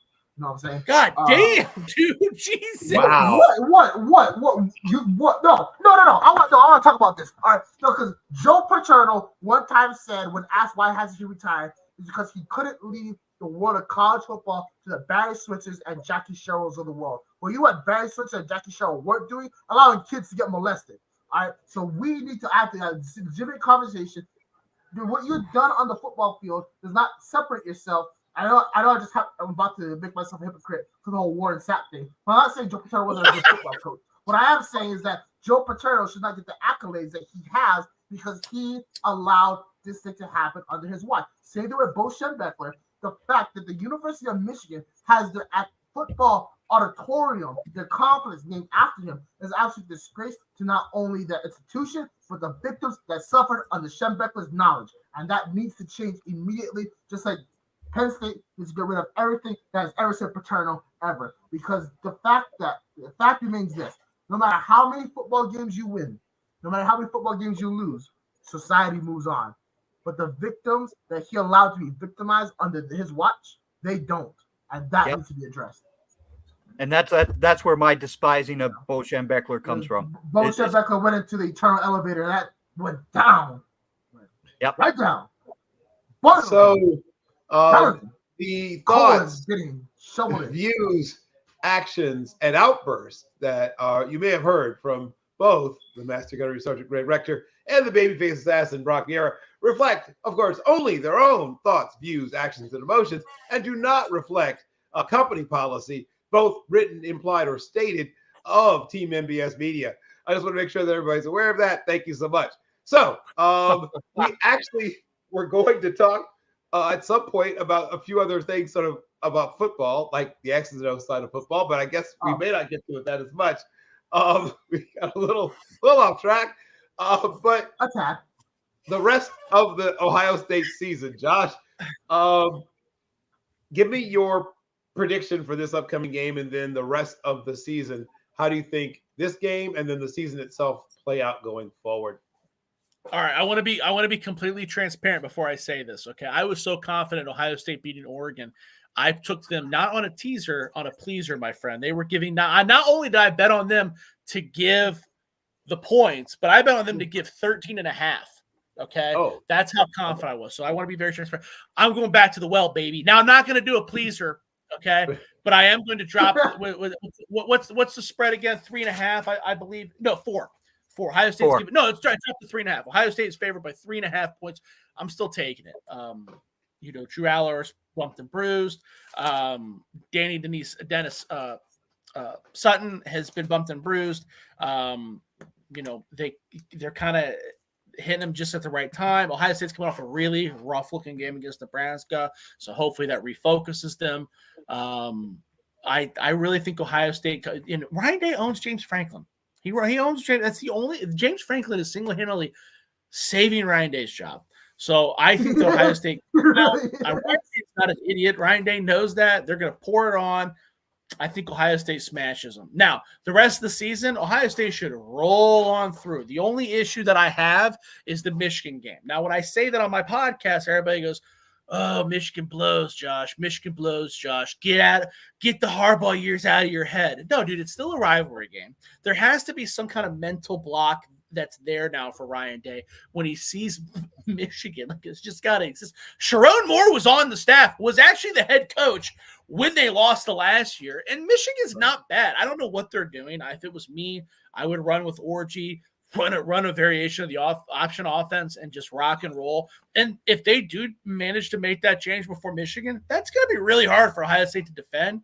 And Michigan's got a good defense. They always have a great defense. Will Johnson, I don't know what's going on with him this year. He's been bumped and bruised, and he hasn't looked great. But we know he's awesome. We know he's an All-American. The defensive line's great. So Michigan still scares me. They have enough talent to where they have enough talent, and the history is conflicting enough to where that's not just going to be a snooze fest like everybody assumes. But everything else, Ohio State, typical Ohio State Ryan Day schedule where they're just going to smash everybody. The talent gap between Ohio State and everybody else is so wide. And I tried to also emphasize that when I kept saying, listen, if you don't move on from Ryan Day, Harbaugh's gone. Ryan Day can be the best coach in the Big Ten. Ryan Day can rise to the top of the Big Ten. And Oregon comes right through the door, just like I said in the offseason. Dan Lanning and Oregon came right through the door because there's only like 3 teams in the Big Ten with the same amount of talent as Ohio State. And Penn State's kind of the last one on their schedule. So, yeah.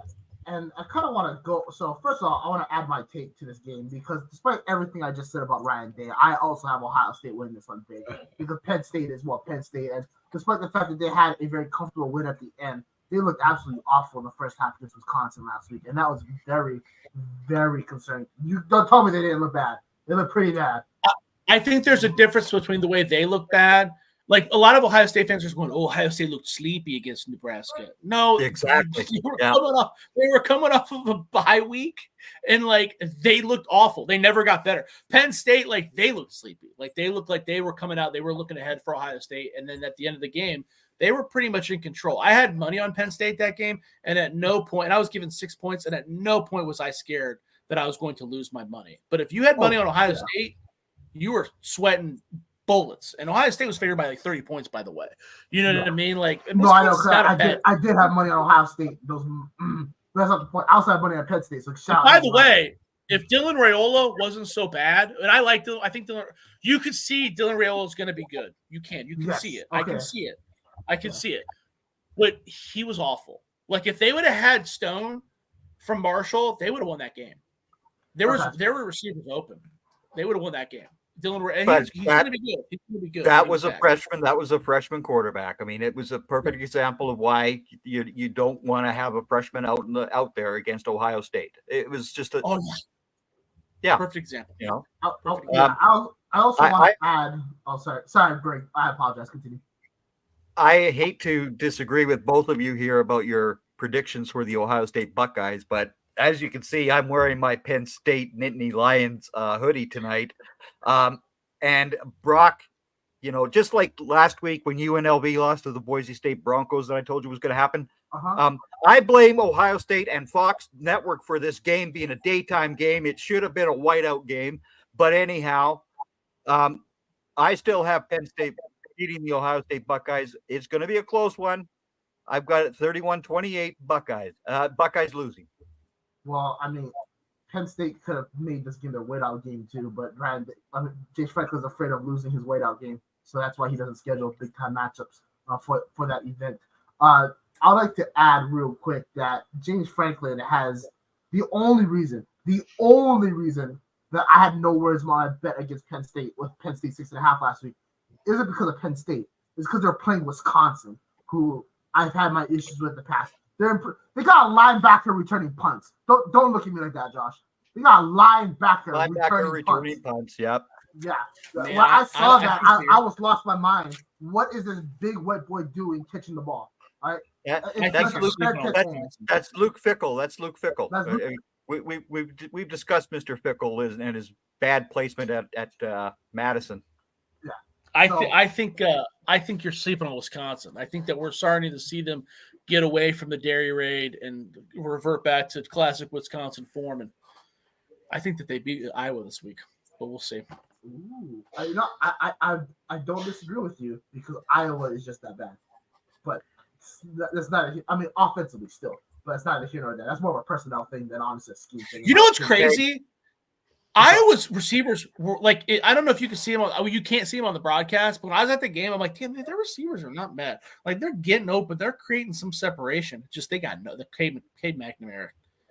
They've scored 40 points 3 times this year. The Hawkeyes have scored 40 points 3 times. It's like and what's his name wasn't even on the sideline the first game.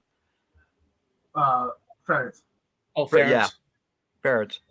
No, yeah, Tim Lester. I think Tim Lester's. I tell you what, man. If they can get a quarterback, like if they would have gotten a quarterback that wasn't Cade McNamara, that would have been a pretty nasty team, dude. Oh, if you looked at Iowa's schedule entering this season, they had a quarterback. They're the number 1 team in the Big Ten right now. There's no other way to put it. It's very possible because those wide receivers were no They were not bad. They really weren't. They were not bad. But you know who is going to be bad on Saturday? Penn State. Why? Because when the lights shine brightest, they always falter. They do it time and time again. That's what they do. I mean, they're going to do it again. No, this year changes. This year changes things. What about this year is different than any other year? You can't tell me Kowalkanaski. I can't say his last name. I'm sorry. First of all, any last thing that has any Eastern European origin, I'm a Jeff Barnes, sweating. Do not ask me to pronounce because I will butcher it. I do apologize to the people of Poland, Estonia, Latvia, Lithuania, and then also in the bottom, the former countries that made up Yugoslavia, Russia, and just anyone. Colton Nicky. It's not very difficult. It's not. It's not hard at all. No, that's very hard. There's not a lot of Polish names in Hawaii, dog.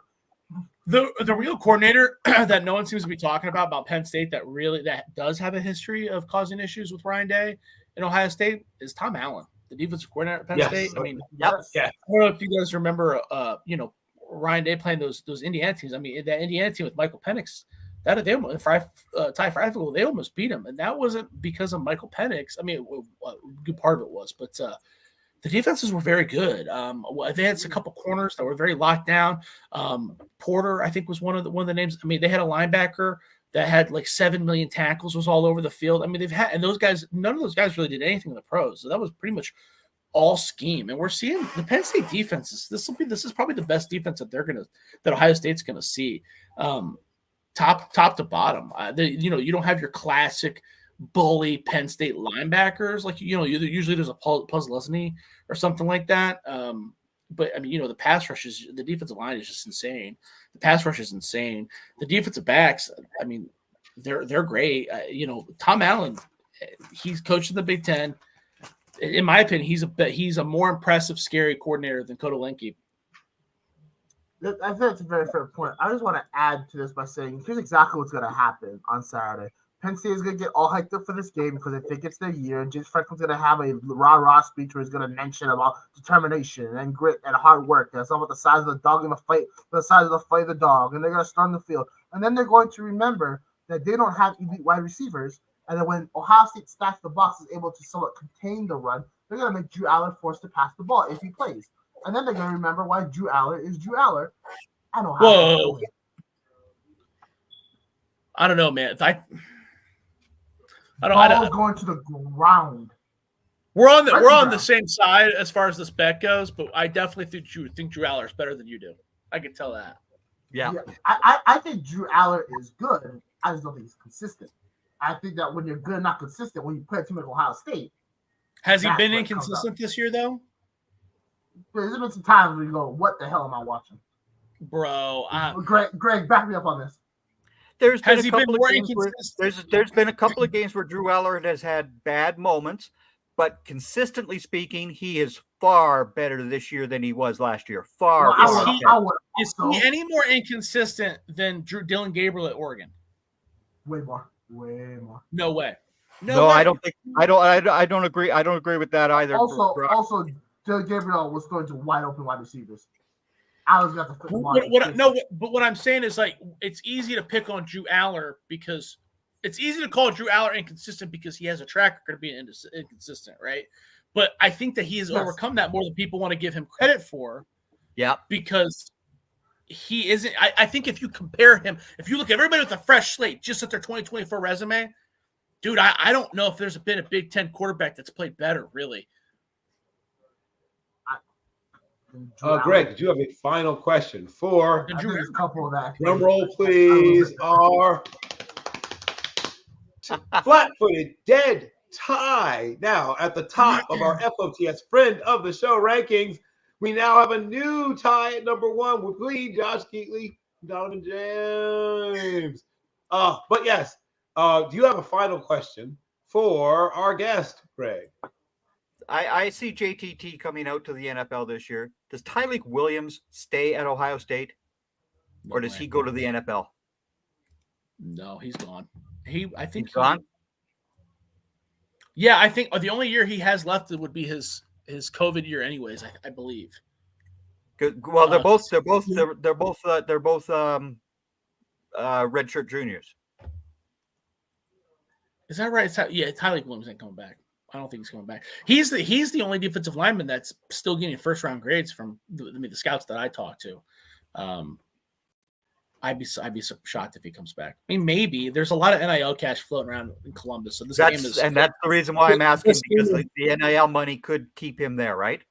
The game of NIL roulette. It's pretty wild. So if he gets a grade where someone was telling me basically, like, if you're not guaranteed to go to the first round, it's almost better off to just stay at Ohio State with the kind of NIL shit you can get.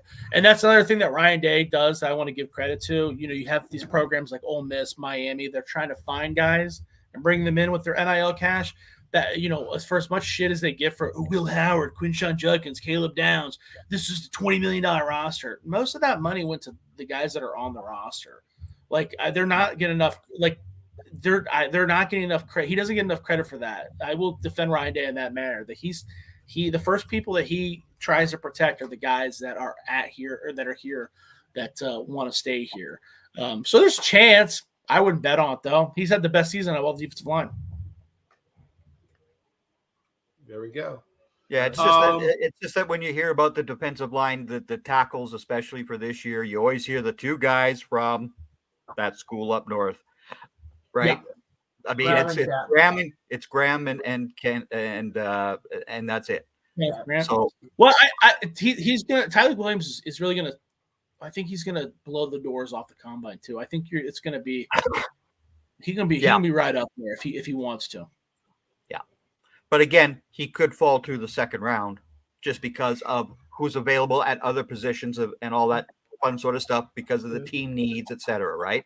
Yeah. If he falls to the second round, I think it would have more to do with Ohio State falling apart, Jim Knowles falling apart, than it would have to do with him. I could see it, but I think it would be more like a victim of circumstance more than anything. Yeah, no, that's what I'm saying. Because of the way that the NFL draft could work with these teams always reaching for a quarterback. The corners are going to go early, right? The two guys from Michigan are both going to get drafted very early. Does Williams go early? Well, yeah. I think if you ask me like, hey, which Ohio State guy is gonna really surprise people either in the NFL draft or as a rookie, it's probably JTT. I think JTT's been held back a lot by this defensive scheme, but I think he blows it up at the combine. I think he starts as a rookie. I think if he lands in a nice landing spot, we could see a very similar Chase Young rookie year. He's really athletic. He's very good. JTT is very good, and again, because of the way that the Buckeyes are not going off the snap of the football, a la what Michigan did for years with Aiden Hutchinson and those guys who just did not get off the ball very quickly. And that includes that horrible draft pick from that school up north that the Dallas Cowboys made. Oh, Lord, that's a horrible Mozzie Smith. Mozzie. They drafted Taco too. That's right. I forgot about that.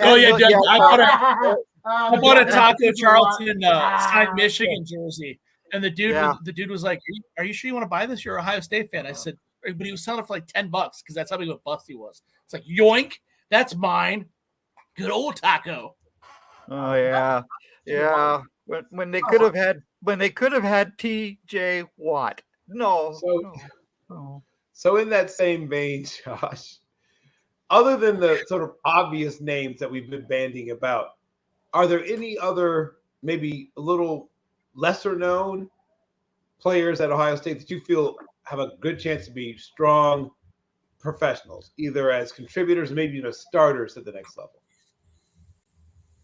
I mean, everybody. I think that Will Howard has played a lot better than people thought. Like, I think he's got. I don't think he's going to be like.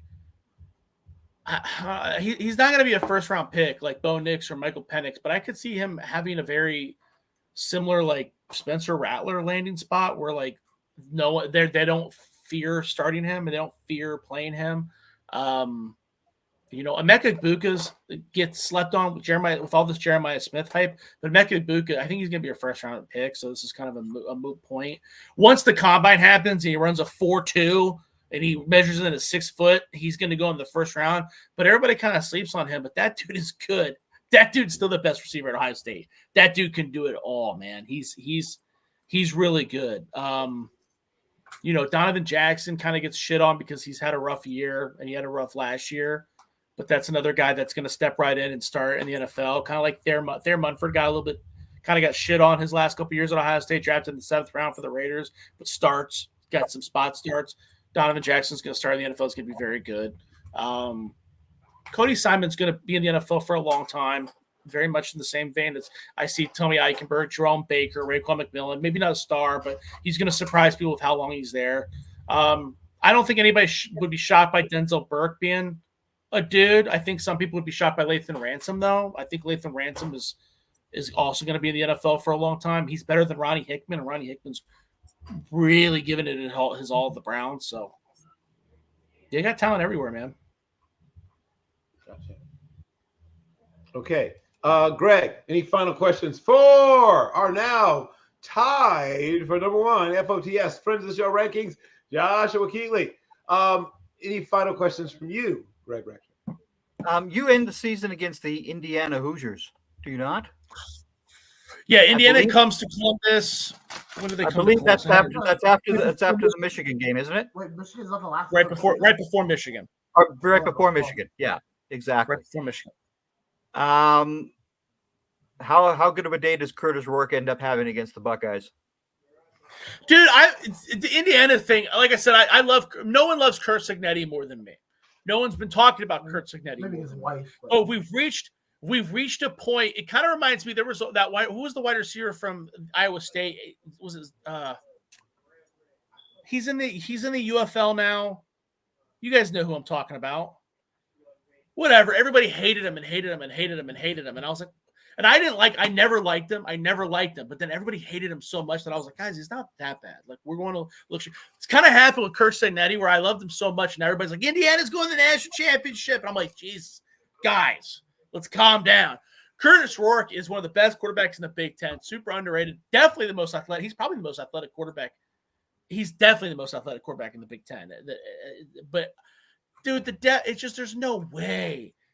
I'm not worried about that game at all. The depth that they're not going to, it's just too much for. Eventually, the depth of Indiana is going to have to prevail, and they're just simply not going to be able to.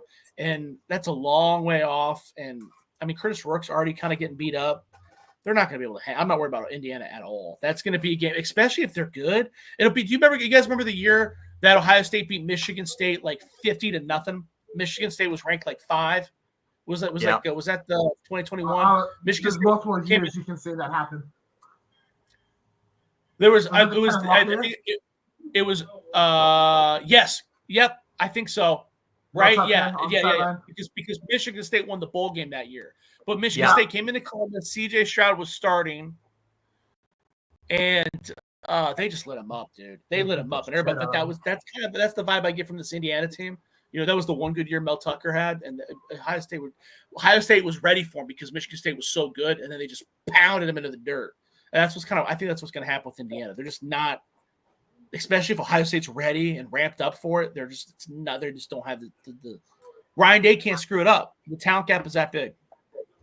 I don't know. I kind of disagree because there's many glaring differences between a Mel Tucker run program and also a Chris Signetti program. One was the fact that Signetti has won a lot of games in multiple spots, where Tucker only had like a 7-6 season in Colorado before going up to Michigan State. Secondly, the whole fact that Signetti's not a sexual predator might help him as well. But I'm not comparing. I'm not comparing their coach. Instead of watches ladies. I'm not comparing their coaching resumes. I'm comparing the talent and hype that those teams had. I mean, that when Michigan State came into Columbus, Big Noon was there, Game Day was there. Ohio State was only favored by like 6 points. It was only 6 or 6.5, wasn't it? 6.5. Yeah, it was crazy. The expectations were crazy, and Ohio State just came out and just shoved them into the dirt. They just don't have. I just don't think Indiana had. No, I don't care if Vince Lombardi coaches them. Indiana just, especially if they're good and Ohio State's ready for it and ramped up and they don't come out sleepy. Well, notice I didn't say Indiana would beat. Notice I didn't say Indiana was going to beat Ohio State. I just asked you how good of a day Curtis Rourke would have to have. That was because I'm a fantasy. I live up here in Canada, Josh. So I love the Canadians getting their notice and their due, and Curtis Rourke is going to be in the NFL a whole lot longer than his big brother Nathan was. Yeah. Well, yeah. Nathan might have Ohio, so that might help. Nathan might have screwed up too, trying to hang on for so long, man. Now his confidence is all out of whack and competing with Vernon Adams. And well, Vernon's got the job. Vernon's good. Ladies, gentlemen, there's nothing wrong. I'm talking not to you guys, but to the football players of the world. There's nothing wrong with being a Bethel Thompson, a quarterback that played what? No, I mean the problem with Nathan Rourke is that he just never got a shot in. Yeah, well, Nathan's way better than that. That's the problem, is that he's right on the verge of being good enough to play in the NFL, and they just but he's kind of a soft-spoken dude. When he went to OU, I had the honor of talking to him a couple times, meeting him a couple times. We actually interviewed him on the Browns Wire podcast because the Browns were, the rumor was that they were pretty interested in him. Big athletic kid, Idaho. I think he was the Idaho Bowl MVP that year. But I think that his confidence, he was just very kind of a quiet confidence kind of guy. And I think that when he got cut by, what was it? I mean, he got cut by like 7 NFL teams like a year. That can be hard on you. Yeah.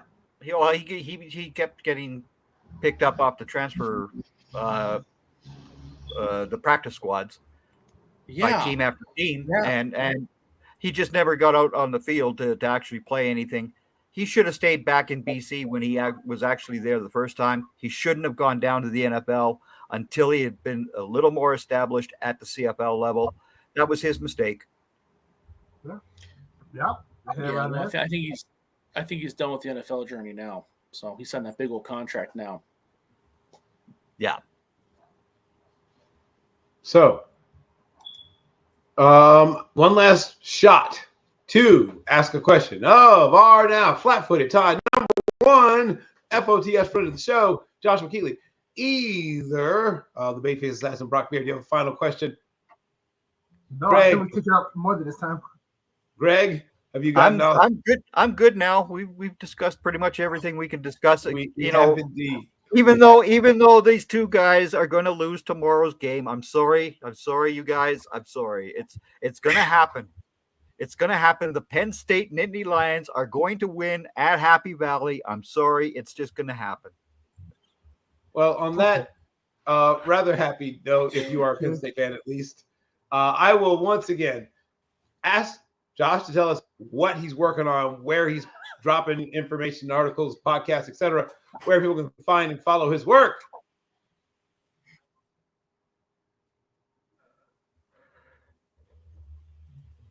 That's just suspense building. Here we go. You there? Now we got you. Back now. Yeah, go ahead. Can you see me? Can you hear me? See you and hear you. Yeah, we can hear you. We can hear you. Just so tell people where they can find and follow your work, please. Oh, okay. I'm sorry. Wait.